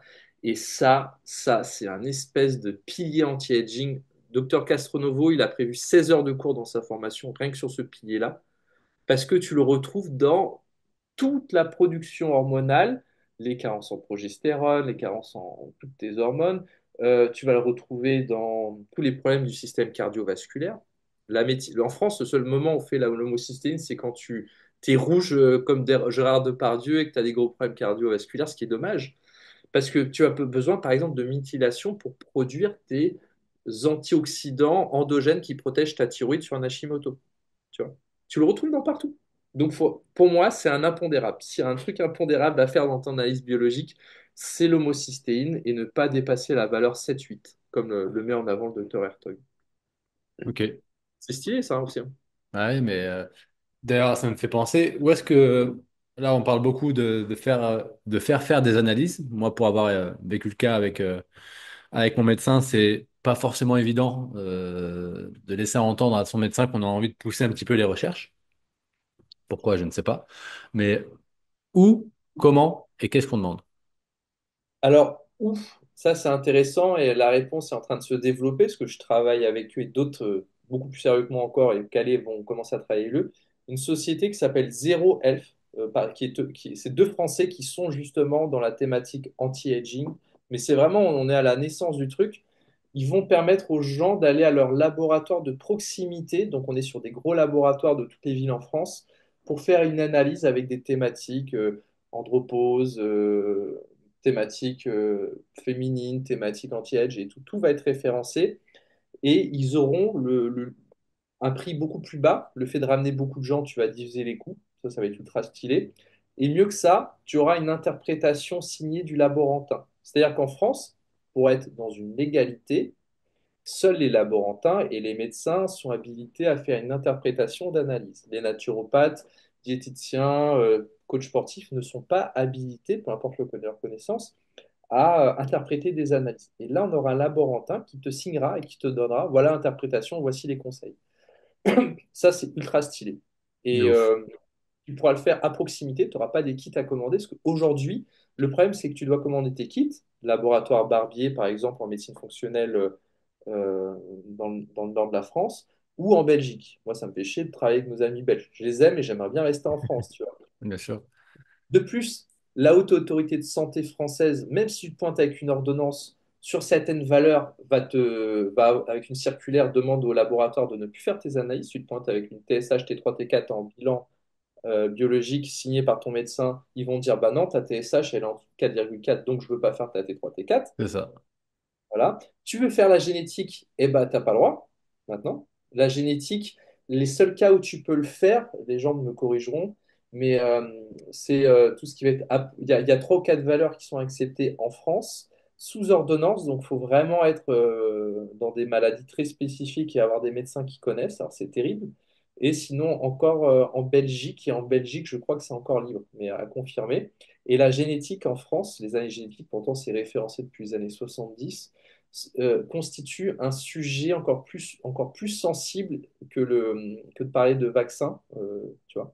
Mhm. Et si aujourd'hui tu fais ton analyse génomique complète, comme on le fait aux États-Unis, qui ont une longueur d'avance XXL, où tu mesures 500 gènes, et avec une interprétation analysée à l'appui, c'est ultra stylé. C'est l'entreprise, oh, faudrait que je te retrouve le nom, GenDecode aux États-Unis qui fait ça. Si tu commandes ton kit en France depuis novembre 2023, c'est interdit sous peine d'amende et d'emprisonnement.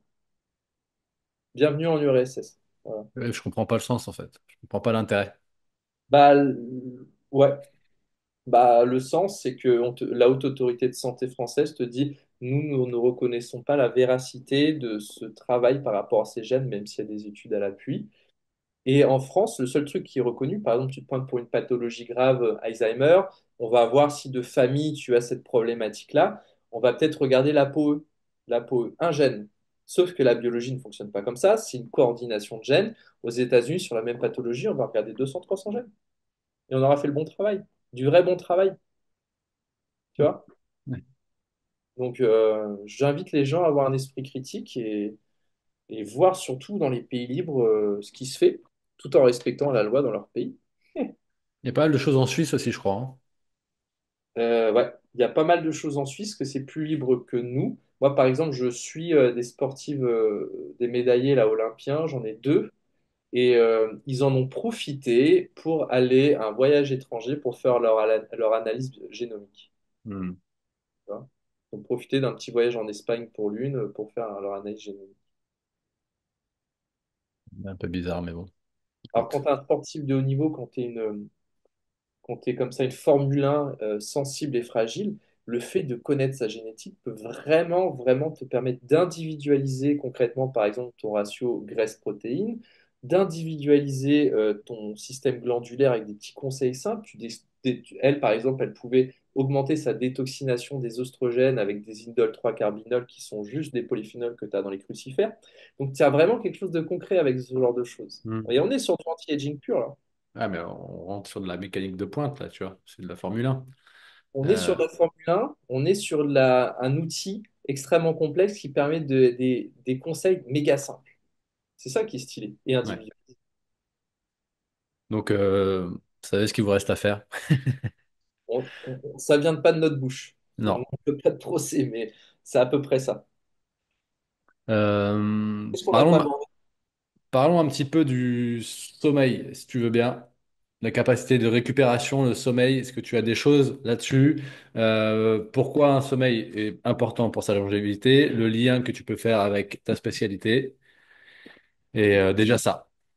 Le sommeil, tu vois, à l'époque n'était pas une problématique, puisque dans les 10 techniques naturelles, ils n'ont même pas pensé à l'inclure. Mais comme la naturopathie n'est pas quelque chose de finalisé et quelque chose qui est en permanence en train de changer, moi je l'ai rajouté à ma pratique comme pilier de ce 10 points-là.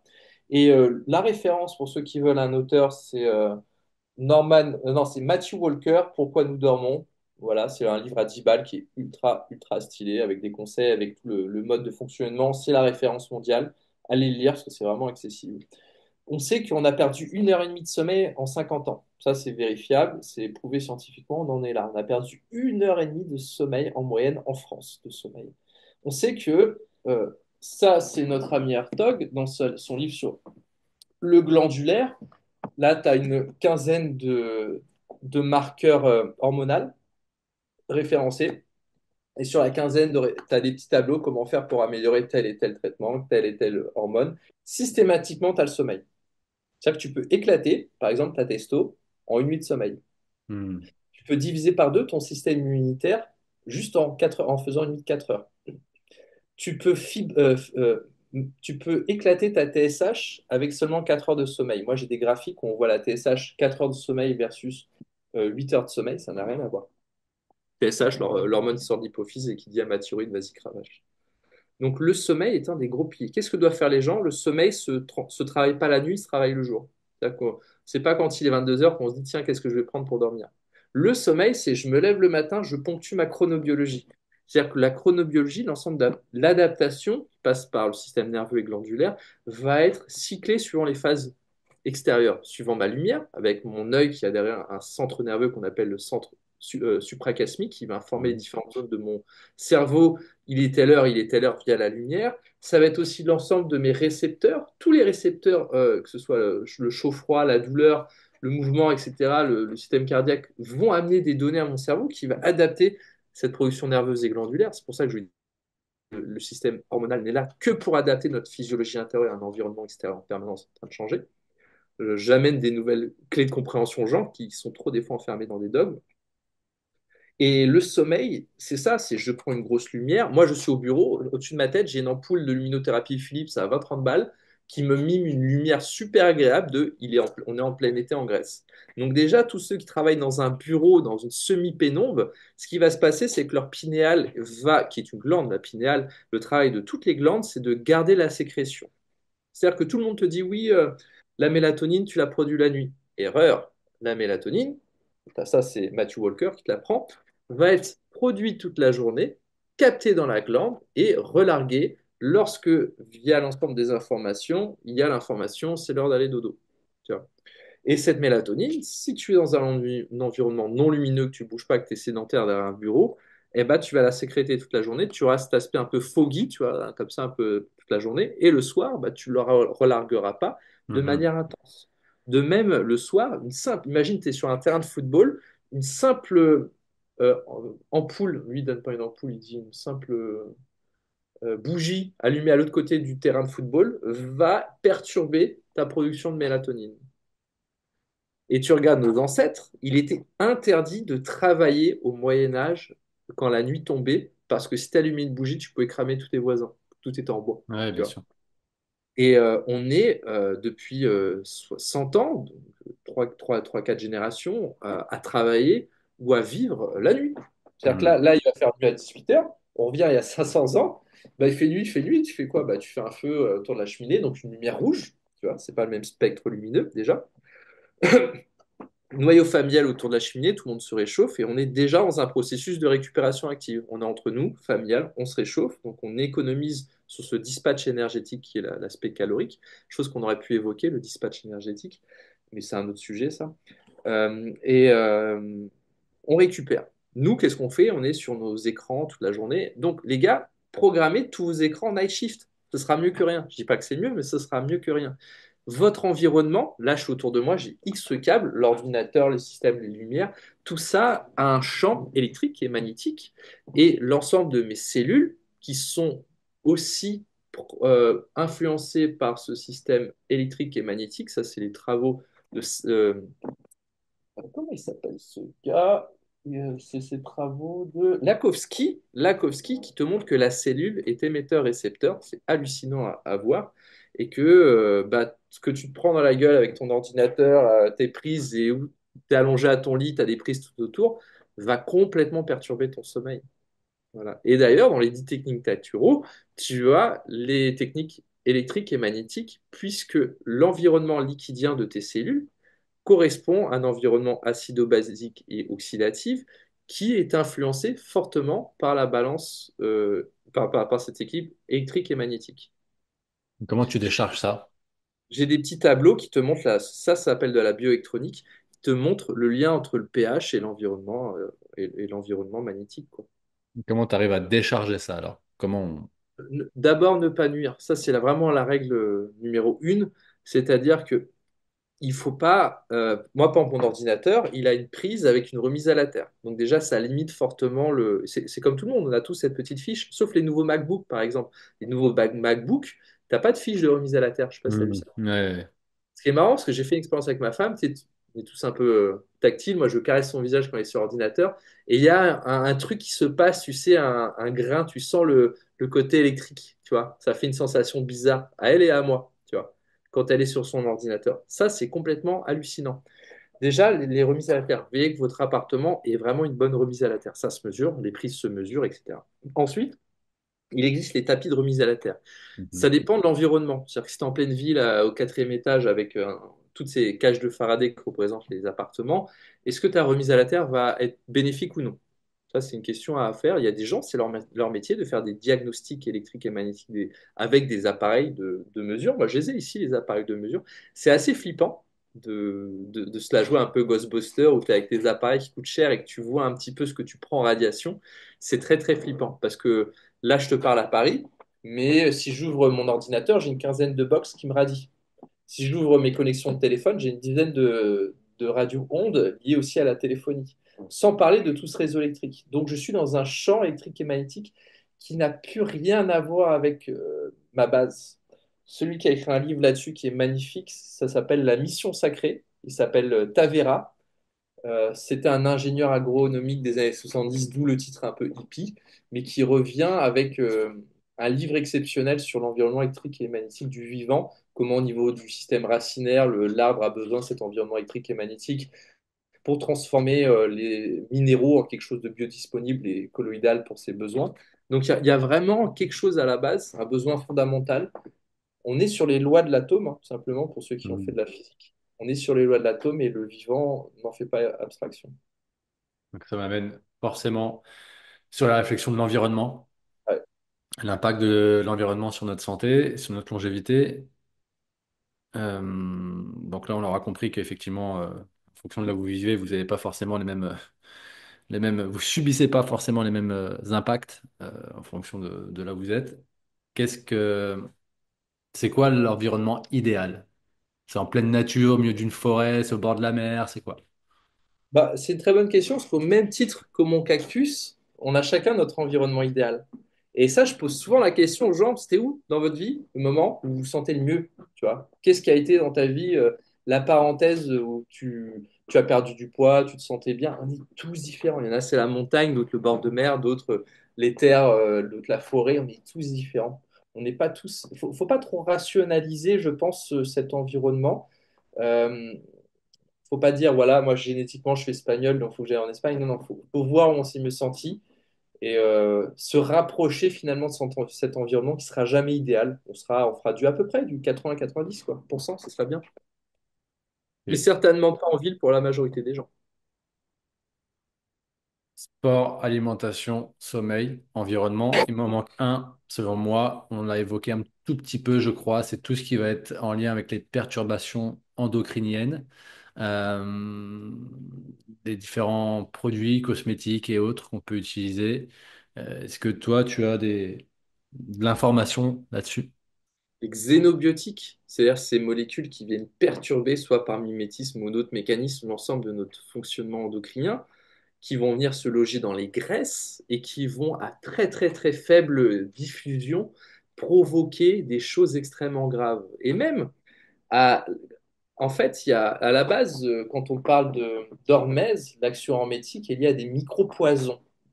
Et on se rend compte que ces xénobiotiques, et ça c'est Pierre Etchard qui en parle très très bien, je crois qu'on était là ensemble hein, ce Mhm. jour-là, il disait justement que ces micropoisons, ils n'ont pas besoin d'être en grande quantité, et même à l'inverse, peut-être que l'infinitésimal va leur donner raison sur leur pouvoir de fonctionnement et de nuisance. Alors oui, bien sûr, qui c'est qui va rattraper toutes ces problématiques de xénobiotiques? Ça sera le foie qui va venir détoxiner l'ensemble. Mais j'ai envie de te dire, ok, tu peux te préserver avec des poils sans revêtement, des trucs sans revêtement, tu peux te préserver en évitant tout ce qui est plastique, tu vas filtrer ton eau, comme ça tu peux limiter entre guillemets 80% du gros, éviter de respirer un air pollué comme on le fait avec moi à Paris, ça sent le diesel. Vous avez vu, j'avais pas arrêté de moucher pendant les 1h20 parce que là on est en zone rouge au niveau de la pollution. Pour moi, ça c'est une évidence en termes de santé. T'as qu'à voir, tu prends l'avion, tu décolles d'Orly, tu arrives à Biarritz, tu ouvres la porte de l'avion, ça sent la L'iode. mer, ça sent l'iode, ça sent les pins, les effluves, tu vois, ça n'a rien à voir. Et ça, c'est une continuité. Voilà, je pense que tous ces petits gestes de bon sens, le bon sens fait le bon sang, devraient être la stratégie numéro un pour limiter le xénobiotique. Ne pas manger des plats transformés, ne pas manger des conserves pour les xénobiotiques, ou des conservants verts avec un bouchon qui n'aurait pas ce revêtement plastique. dans tous les cas de figure, on est sur de l'alimentation de première qualité, on est sur pas de l'élevage pour les poissons, comme on a vu la dernière thématique, Mhm. on est sur tout ce qui est plastique de revêtement, la peinture de mon bâtiment.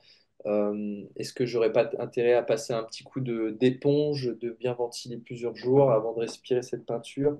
On est là-dedans. On limite la casse. Voilà. Ok. Euh, et par rapport à ça, juste sur la partie cosmétique, tu as des choses ou pas du tout? Tu as raison d'évoquer la partie cosmétique, surtout pour les femmes, où on se rend compte que même dans ce qu'ils vont mettre sur leurs ongles, il y a vraiment énormément de xénobiotiques. J'avais eu à un moment donné, j'ai perdu ça en mémoire, j'avais eu, tu vois, tous les taux de xénobiotiques que tu peux avoir dans le vernis à ongles, dans tout ce qui va être choses qu'ils mettent sur leur peau. Il y a des supermarques qui existent maintenant dépourvues de xénobiotiques. Il y a même des labels qui existent. Il faudrait aller faire cette petite recherche parce que nous, les hommes, on n'est pas concernés, hein, quand tu regardes. Enfin, nous, enfin, moi, je sais que j'utilise une graisse de vache pour m'hydrater le visage. C'est une supermarque qui fait ça marche super bien. Et un dentifrice, mais mis à part ça. Un truc super important, tu vois, par exemple, sur la détoxination, mais plus précisément sur le recyclage hormonal, une enzyme hépatique qui s'appelle les cytochromes P450, les xénobiotiques vont complètement, faudrait que je vérifie, mais je crois que c'est cytochrome P450 ou comme T, je ne me rappelle plus, mais sur la détox hépatique, complètement altérer leur fonctionnement de recyclage des hormones. Donc tout ce qui va être d'hydrotestostérone pour les hommes, cancer de la prostate, calvitie, pilosité, anxiété, etc. Ou tout ce qui va être type œstrogène 16 pour les femmes, parce que j'aime bien cette dualité que je viens de mettre sur la dimension anti-aging. Je suis un homme, Hmm. je vais vraiment regarder cette problématique DHT et E2 sur E16, et je suis une femme, généralement on est plutôt sur E2, E16, sauf s'il y a une historique de SOPK ou d'hyperpilosité. Ce sont des marqueurs d'hormones sexuelles que tu peux pas, notamment le 2 sur le 16, avoir sans ordonnance, mais qui, pour moi, sont des indicateurs hormonaux extrêmement importants au niveau anti-aging. Je Parce que vois. le E16, si tu veux, est un pro-inflammatoire XXL. Les oestrogènes de type E16, que le corps aura du mal, si tu veux, à éliminer, il y a tout un mécanisme plus compliqué que ça, je ne veux pas détailler. Les E16, une fois que tu les as, ça peut être un facteur de cancer du sein, cancer hormonodépendant, cancer de l'endomètre, cancer de l'utérus. Ça peut être aussi un marqueur d'anémie, puisque une protéine que produit le foie qui s'appelle l'hepcidine a des récepteurs au 16. Voilà. Dans toutes les maladies d'inflammation féminine, il y a cette thématique de E16. Donc c'est vraiment un pilier de tout ce qui va être lié de près ou de loin à l'inflammation. Et maintenant, tu galères à l'avoir avec une ordonnance, cette analyse. Alors pour moi, c'est un des piliers aussi. Et pareil, la DHT d'hydrotestostérone, donc ce métabolite issu de ces hormones stéroïdiennes qui a une forme beaucoup plus active, euh, qu'on va retrouver dans d'autres problématiques plutôt masculines, mais aussi féminines. Mais là, on est sur la thématique masculine avec le cancer de la prostate, perte de pilosité et autres, va être vraiment violente. Aussi, les hommes vont être touchés par les oestrogènes avec l'aromatisation des androgènes en oestrogènes. Ça devrait valoir tout un chapitre, surtout si les gens, ce on appelle de la gynécomastie, cette prise de mamelon, entre guillemets, un peu moche, là, ça peut être aussi une thématique. Et toujours dans l'implication de protéines, mais une thématique plus connue des gens, le sucre. Le sucre, le sucre, le sucre. Le sucre te défonce une testo, le sucre augmente considérablement tes oestrogènes, le sucre va baisser un ensemble de production d'hormones, le sucre amène une oxydation du terrain, des dysbioses intestinales. Donc pour moi, le sucre est le poison quotidien accepté socialement le plus violent qui soit. J'en mange, hein, comme tout le monde, hein. Je suis humain, hein. La question Mais qui va avec ça, c'est comment tu sors du sucre. bah déjà, t'acceptes ton défaut, on est tous nés là-dedans, on est avec notre Madeleine de Proust. T'essayes de remplacer au début avec plus de fruits, plus de choses qui vont te rappeler du plaisir. Moi, j'adore manger du fromage cru parce que ça va me caler un besoin, un plaisir. Ça va être aussi sérotonine-lac. Celui qui a travaillé sur les addictions, c'est Breverman, notamment. Et dès que tu as une addiction au sucre, c'est souvent soit une addiction dopamine énergique ou sérotonine énergique, c'est-à-dire des besoins de béquille sérotonine énergique ou des besoins de béquille dopamine énergique. Donc déjà, c'est de savoir pourquoi tu as ces carences sérotonine énergique. C'est-à-dire pourquoi, comme toute addiction, si tu as une mauvaise santé intestinale, bah 80% de ta sérotonine périphérique est produite dans l'intestin. 80%, donc tu as des besoins de béquille au niveau de ton anxiété. Si tu es un être seul, loin de ta famille, ça aussi, ça fait partie de tes besoins sérotoniniques. Tu vas voir, tu te rapproches de tes parents, de tes grands-parents et tout, peut-être que tes doses de sucre vont réduire. Si tu es quelqu'un de célibataire et que tu as besoin d'être en binôme avec une autre personne, ça peut être aussi une réduction de sucre. Enfin, c'est des petites choses comme ça. Dès qu'on est sur le côté anxiété, les gens passent tout par le prisme alimentaire au lieu de le passer par d'autres choses. Et pareil pour la dopamine, dès que tu commences à faire de la muscu, du sport, du soleil, du bain froid, que tu deviens entrepreneur, tu as beaucoup moins de besoin de béquilles dopamine, dopamine-like. Donc, tout ce qui passe par le prisme des addictions doit passer par les besoins de béquilles en termes de neurotransmetteurs, dans la logique du praticien de santé. C'est Et stylé, ça. ouais, mais alors, quelle béquille tu as? Toi, Bah, là, par exemple, on parlait du sucre avec cette béquille sérotonine-là, savoir le facteur limitant. Alors là, on est dans une autre thématique, mais si tu as une santé, comme je disais, intestinale pourrie, alors là, tu vas chercher la cause de la cause. Tu remets la fonction intestinale, tu vas voir que la sérotonine périphérique va remonter, donc les besoins de béquilles en type aliments sucrés, il y a plein d'autres trucs qui sont sérotonine-like. Tu as le vin qui est sérotonine-like, tu as l'herbe qui est sérotonine-like, tu vois. Tous ces drogues tous ces drogues finalement qui remplacent ces choses naturelles. Et voilà, on a qu'est-ce qui est sérotonine-like? Si par exemple, sérotonine, tu manques de tryptophane, qui est la brique de base pour produire ta sérotonine, tu manques de B6, qui est un des cofacteurs, tu mets une mauvaise méthylation, encore une fois de plus, qui est un- une étape indispensable pour faire de la sérotonine, tes taux de sérotonine vont être bas. Et pour ça, ça peut être intéressant de commencer par l'anamnèse. Quelqu'un se pointe avec une addiction de sucre, moi je regarde, qu'en est-il avec, je lui fais faire le questionnaire de Braverman, ça dure 45 minutes. Toi, au meilleur des mondes, toi, aujourd'hui, tu fais un parallèle et déjà, tu as tes besoins identifiés et ensuite tu creuses. Pourquoi derrière j'ai tel besoin de sérotonine? Pour ça, ça demande aussi des connaissances. Je hmm. disais Braverman, c'est-à-dire que moi, ce que je vous amène là, c'est vraiment Braverman, c'est ultra simplifié, c'est ultra facile. Une fois que tu as l'information, tu n'as pas besoin de sortir de Saint-Cyr. Et tu peux vraiment commencer à te prendre en main. Tu as des plans de sérotoninac, des plans de dopaminac, des activités dopaminac pour sortir des addictions. Ok. Après, si tu as une grosse candidose, ça peut être aussi, autre que ces béquilles-là, une candidose appel au sucre. Ça peut être aussi lié à ça. Moi, j'ai mon petit moment le soir, tu sais, et c'est pas bon, hein, avant d'aller se coucher, souvent après le repas du soir, à la fin du repas du soir, je suis obligé de terminer par un truc sucré qui vient me niquer mon sommeil, et, ou pas, mais en tout cas, je sais que moi, c'est une de mes luttes, en tout cas, sur lesquelles j'essaie d'agir. Bénéfice-risque, toujours cette balance. Le sucre, peut-être qu'à ce moment-là, va amener un certain réconfort. Psychologiquement, couper l'anxiété. Le fait de couper l'anxiété, peut-être que tu vas augmenter ta capacité digestive en te mettant vraiment sur le système nerveux parasympathique, celui de la récupération. Ça, c'est la partie bénéfique. Sur la partie risque, peut-être que effectivement ce sucre qui est un perturbateur digestif va amener d'autres processus. Bénéfice-risque. Si ton biofeedback, au final, te dit, bon, j'ai plus de bénéfices que de risques, continue de manger des aliments sucrés comme il se convient. Moi, j'ai pire que toi. Je suis encore moins bon élève que toi. Le soir, j'envoie un petit verre de vin rouge.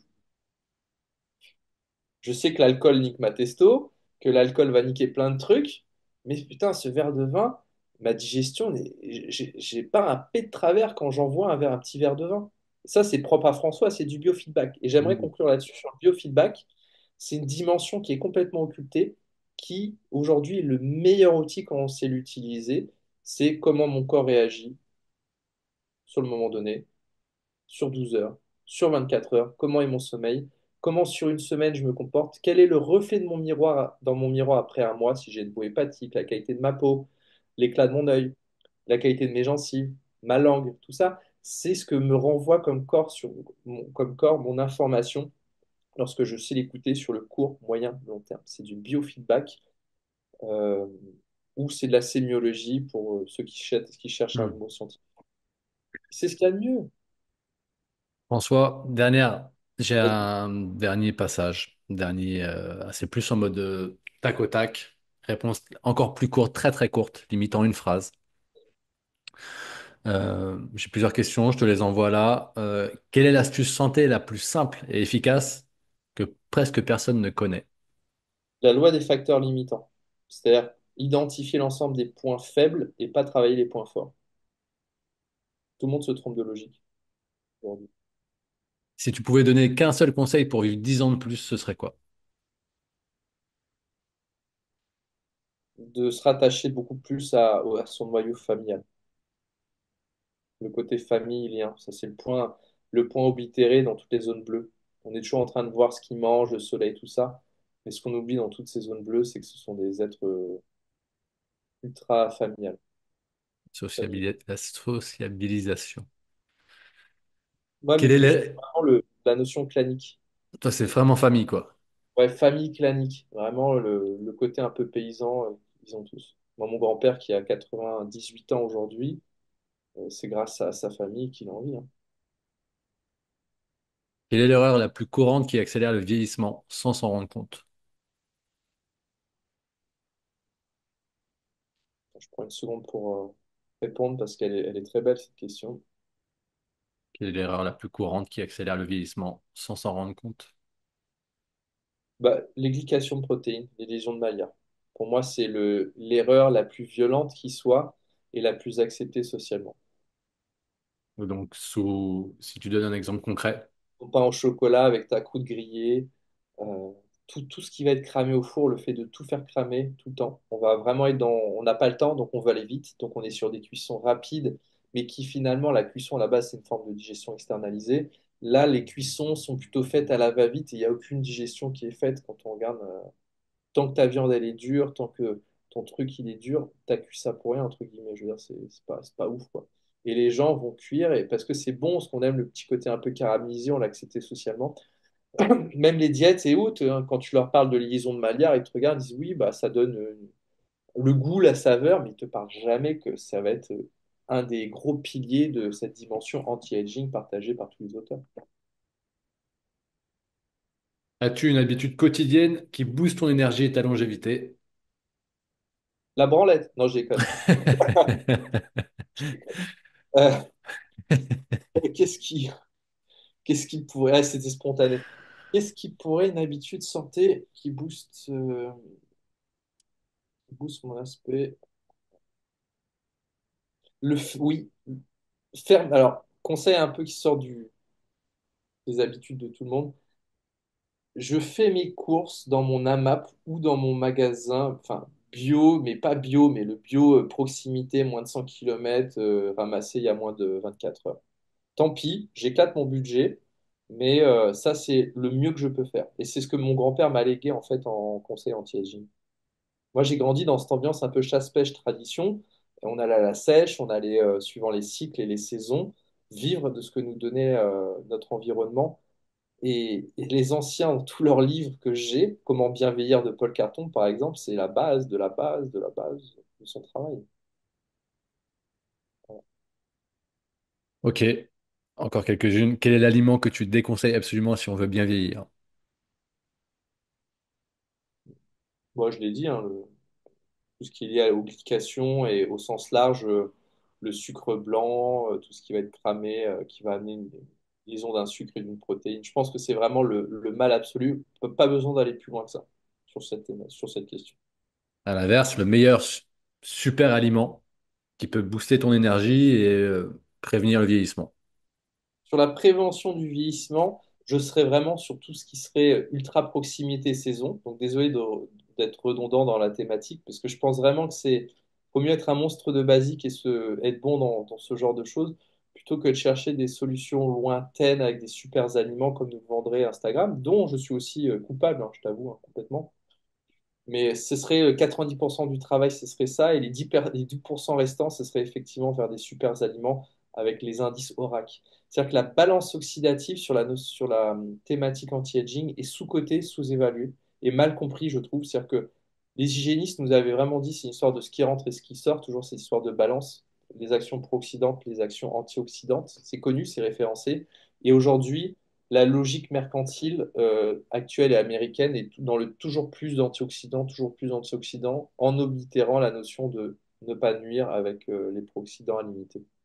Ça, tu le retrouves avec les grands médecins anti-aging, ils ont tous des pratiques à limiter les sources pro-oxydantes. Je pense que chez eux, les câbles électriques, tu vois, ils sont blindés pour pas avoir un environnement électrique et magnétique rayonnant.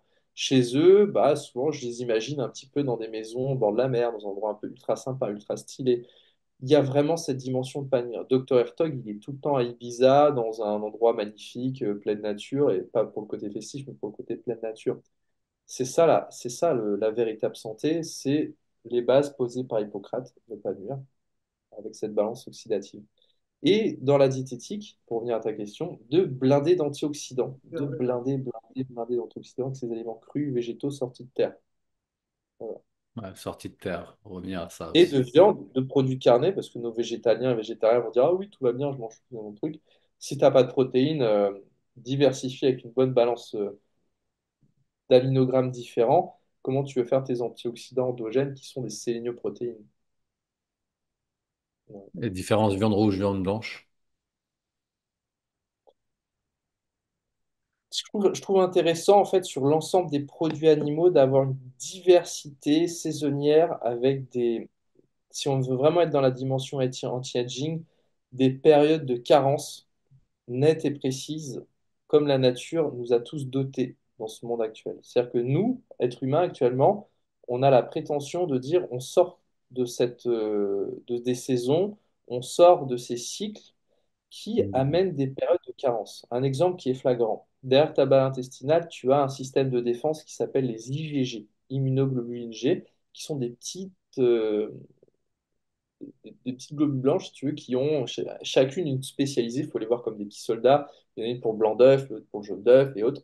Et si tu veux, quand tu manges des œufs, on dit que c'est un aliment très sain, mais une poule, ça pond 12 heures, enfin, quand il y a 12 heures de luminosité. Quand il n'y a plus de luminosité, ta poule, elle pond plus, tu vois. Mhm. Et nous, on en mange toute l'année. Donc, ton aliment sain, tu développes à la longue, sur les choses que tu auras en amont pas digérées, une surprolifération des immunoglobulines G pour le blanc d'œuf ou le jaune d'œuf, tu vois. Et j'invite aux gens de faire des essais où, de manière stricte, pour respecter ce qu'on appelle la mémoire immunitaire, des carences de 5 semaines, comme on le fait par exemple sur les pathologies auto-immunes, les 80, ou même dans les problématiques plus graves. Mais ça reste de la théorie qui n'est pas partagée par l'ensemble en termes de consensus, de faire des arrêts stricts sur l'ensemble des choses qu'ils mangent. Respecter la saisonnalité, tout simplement. Soit une viande blanche, une viande rouge, mouton, du gibier, on a trop tendance à manger les mêmes types de protéines tout le temps. C'est-à-dire que la problématique, c'est que les gens ne mangent jamais de lapin, ils vont jamais manger de sèche, ils vont pas diversifier comme faisaient nos ancêtres. Et cette récurrence quotidienne amène une augmentation et un dérèglement immunitaire qui est courant. Une analyse bête et méchante, moi j'arrête les œufs 5 semaines par an. C'est un très bon marqueur, parce que c'est vraiment le truc qui revient systématiquement. Et sur cette période des 5 semaines, c'est là où j'ai le ventre le moins gonflé systématiquement. Et je vais faire pareil pour le pain. Et je vais faire pareil pour les produits fromagers et laitiers. C'est sûr que sur les principaux, le top 8 des protéines qui reviennent le plus régulièrement, je pratique une carence. Pas forcément comme le ferait la nature, mais suivant mes envies. Mais 5 semaines d'affilée ou 5 semaines réparties 5 semaines d'affilée. Parce Ok. que la mémoire des IgG, sur l'analyse, pour ceux qui l'ont déjà faite, elle a une mémoire de 5 semaines. Alors, tous les gens qui disent ah, j'ai fait une analyse pour connaître mes intolérances alimentaires, ça fait 2 ans que j'ai mangé ça. Non, ça fait cette mémoire immunitaire est de 5 semaines. C'est-à-dire que toutes les 5 semaines, elle perd ou elle prend une mémoire immunitaire. Non, non, donc c'est vraiment 5 semaines idéalement. Idéalement, 5 semaines sur les temps de pause pour tout. Minimum, minimum. Bon. Il n'y a rien qui est à l'année en abondance sur un territoire. Pourquoi nous, on se serait abstrait de cette loi biologique? Très clair. Et dernière question, quel protocole tu mettrais en place pour vivre jusqu'à 100 ans? Simple. Qu'est-ce que tu respecterais sur toutes les dimensions?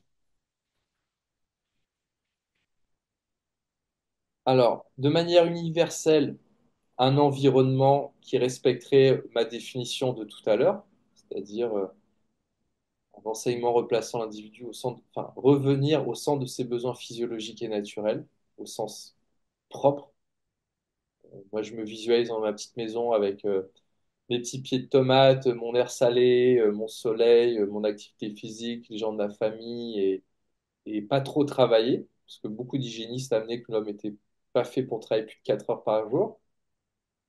J'adore cette dimension-là. Chose que je partage, hein.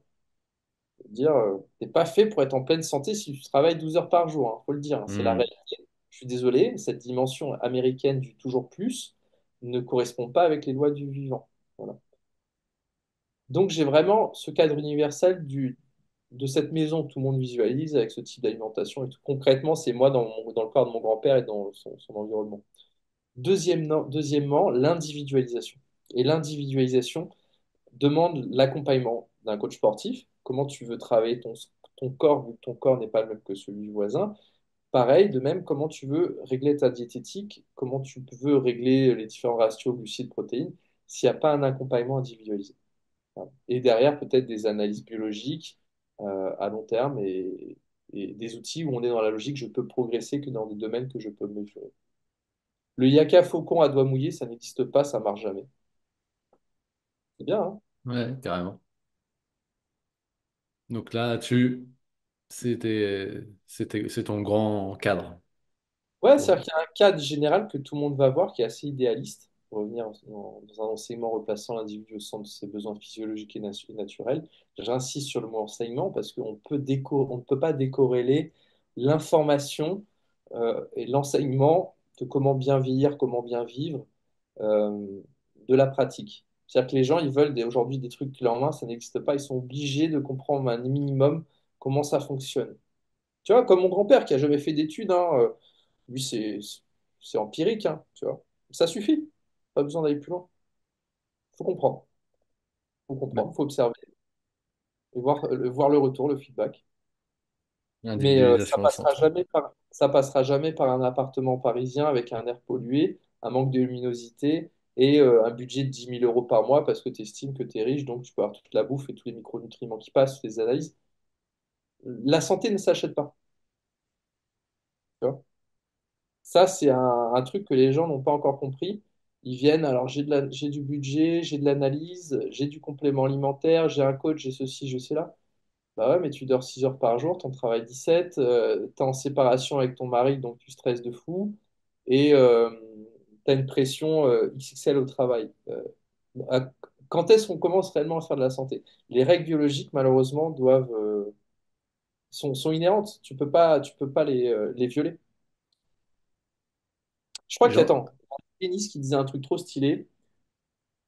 Il disait la mère nature est généreuse, mais elle sait nous rappeler lorsque l'on viole ses lois. Tu vois. On est vraiment là-dedans.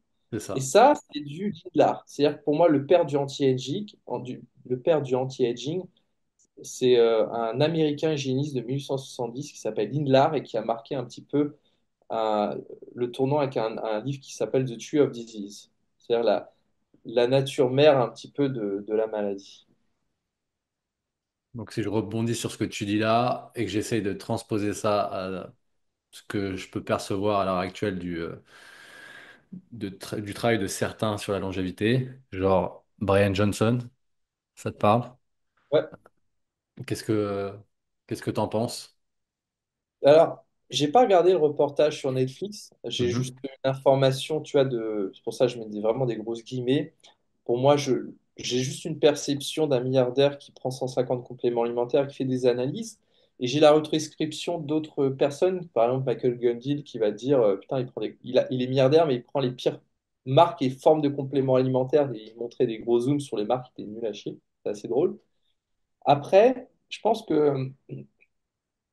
qu'il va faire évoluer vraiment ce mouvement populaire qui va s'appuyer sur des choses qui existent déjà pour l'anti-aging, pour cette population, cette envie de bien vieillir.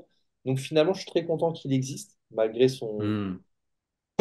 des choses qui paraissent complètement folles, comme le fait de prendre le sang de son fils, des trucs un peu tarés. Voilà, j'espère qu'on pourra un jour, avec l'IA, avec toutes les connaissances, automatiser, faire de la santé et outrepasser la politique impose cette autorité de santé et que nos médecins actuels qui sont bons, qui sont pleins de connaissances, ne seraient plus comme aujourd'hui relayés au rôle de techniciens, comme c'est aujourd'hui le cas, où leur connaissance aujourd'hui et leur capacité qui est vraiment bonne et actuelle va être remise en cause par cette circulaire de la Haute Autorité de Santé lorsque ces analyses au laboratoire sont remises en question. T'as l'impression quand même que on est vraiment dans cette société de la non-prévention. Je sais pas comment te dire ça. Tu vois, il y a un côté, Ouais. je veux pas que tu cherches de trop parce que j'ai quand même envie que tu tombes un peu malade et qu'on puisse, alors là, je vais extrapoler et te vendre du médicament, tu vois, faire le gros anti, je sais plus comment on appelle ça là. Mais clairement, pourquoi tu t'autorises pas les personnes à s'interroger, creuser, chercher à faire de la prévention et à l'inverse, pourquoi limite on devrait aller voir le médecin quand tout va bien, quoi. On ne devrait pas aller voir le médecin quand ça va pas. Moi, je pense qu'il y a deux fautifs dans cette situation. Il y a le chien et celui qui tient la laisse. Celui qui tient la laisse, ce sera celui qui aura intérêt à acheter, enfin, à vendre du médicament, tous ces groupes et tout. Mais le premier fautif, c'est le chien, c'est-à-dire la personne qui va aboyer. C'est-à-dire tout ce système politisé, social, actuel, typiquement français, que tu ne vois pas du tout ailleurs, hein. Nous, Hmm. on est en France, je pense que c'est universel, non, c'est uniquement français et dans certains pays latins, où politiquement, on t'impose une doctrine, une doxa qui empêche tous les scientifiques, tous les chercheurs, tous les médecins, tous les gens qui voudraient faire progresser ou qui voudraient démocratiser ou aider leurs prochains, tu vois. On leur dit, bah non, c'est pas comme ça, c'est comme ça. Et attention, tu vas te prendre un procès. Un médecin, moi j'ai eu le cas d'un médecin qui m'a envoyé un message en disant, j'ai prescrit 2 fois cette année une analyse TSH, T3, T4, donc c'est extrêmement basique, hein, c'est pas un truc Hmm. de fou. J'ai eu une lettre de la Haute Autorité de Santé. Donc tant qu'on sera dans un système où on aura comme ça je vais retirer l'image du chien, mais vous aurez compris, tu vois, un système de, voilà, un petit chien qui aboie rah, rah, rah, et qui va venir empêcher les gens qui veulent bien faire. Je parle pas de nous naturopathes, hein, je parle vraiment du Hmm. médecin, du chercheur, des gens qui t'écrivent des bouquins comme ça pour faire avancer le système avec études à l'appui, des gens brillants. Tant qu'on aura ça, avec un système vraiment ostracisé, on n'arrivera pas à faire en sorte que monsieur tout le monde puisse se soigner. Mais des gars comme justement Brian Johnson auront toujours la main. Donc on est déjà dans une société à deux vitesses.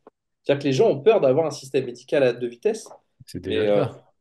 c'est plus que le cas. Moi, le jour, je suis allé aux urgences à Paris, l'hôpital pour enfants. On est allé avant un vendredi soir. Donc l'hôpital est immense, hein, situé dans l'Île-de-France. Tu vas là-bas pour ton gosse, donc c'est un truc immense. Il y avait un médecin pour recevoir tout le monde. C'est-à-dire qu'on est arrivé à 19h, on a été reçu à 2h du matin par le seul et unique médecin qui était prévu. C'est-à-dire qu'actuellement, c'est déjà le cas. Et moi, quand je vais voir mon médecin à moi, celui que j'estime comme compétent, qui en a les compétences, qui reste 1 heure et demie à faire des analyses et qui a 25 ans d'expérience, il me coûte 380 euros. Parce que derrière, je sais le travail qui va être, je sais les compétences qui va être derrière. Et ça va être mon médecin à moi. Voilà. Si je vais le voir, c'est une raison, parce que j'ai pas envie, c'est comme ça, j'ai pas envie d'être sur un médecin qui me reçoit en 15 minutes, parce il aura la pression du système et il Hmm. aura l'impossibilité de faire son métier comme il estime par rapport à la haute autorité de santé. Je parle Ok. en tant que client depuis tout à l'heure, c'est ça qui est hallucinant, c'est mon regard en tant que client.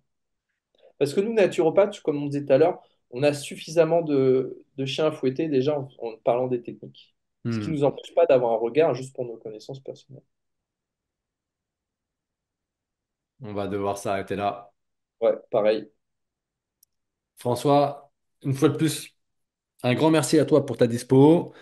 Un grand merci à toi de nous faire partager toutes tes connaissances, et en tout cas toutes tes connaissances sur la thématique que je t'ai abordée là.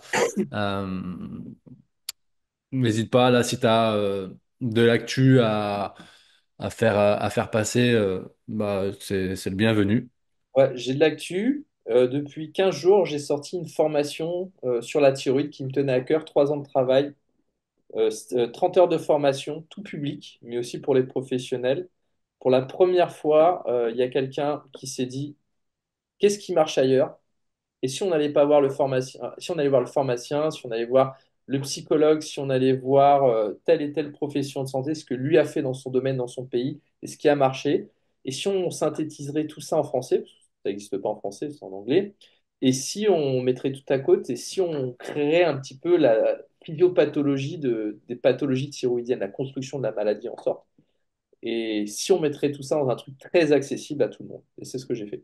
Et c'est 3 ans de travail, une trentaine d'ouvrages différents, et c'est fou, quoi. 150 slides faits à la main, 200 pages écrites, des questionnaires qui m'ont demandé 70 heures de travail pour venir faire comprendre aux gens le travail d'individualisation. Euh, voilà. N'hésitez pas à faire un tour sur mon Instagram et aller checker un petit peu, même sur YouTube, vous tapez mon nom François Bénard Thyroïde et vous regardez un petit peu les lives. Déjà, si vous voulez un petit peu vous imprégner de ça, que vous soyez praticien de santé ou si vous faites partie des 1 million de personnes hypothyroïdiennes en France, enfin, profil thyroïdien avec des pathologies thyroïdiennes, 1 million, euh, sachez que vous pouvez apprendre beaucoup de choses. Voilà. Ok, super. Écoute, je te remercie. Et puis, Avec- je pense qu'on se verra. Je crois que tu es au festival aussi cette année. Normalement, à 9 chances sur 10. Ok, 9 chances, j'ai hâte. On va se croiser. carrément. Le festival de l'hypersanté, ça te parle? Congrès J'ai de dû, l'hypersanté ou un truc comme ça? j'ai dû le voir passer, mais là, ça me parle plus. Ok. Bon. Moi, je pense que je serai aux deux, donc à l'occasion, dans tous les cas, on se verra au Pont du Gard. Le pont de gare, ça c'est sûr que ça me fait rêver. J'avais vraiment adoré. Ouais, C'est top. c'était vraiment cool. Sur ce, passe une bonne journée et encore À merci. bientôt, Alex. Salut Salut. François. Ciao.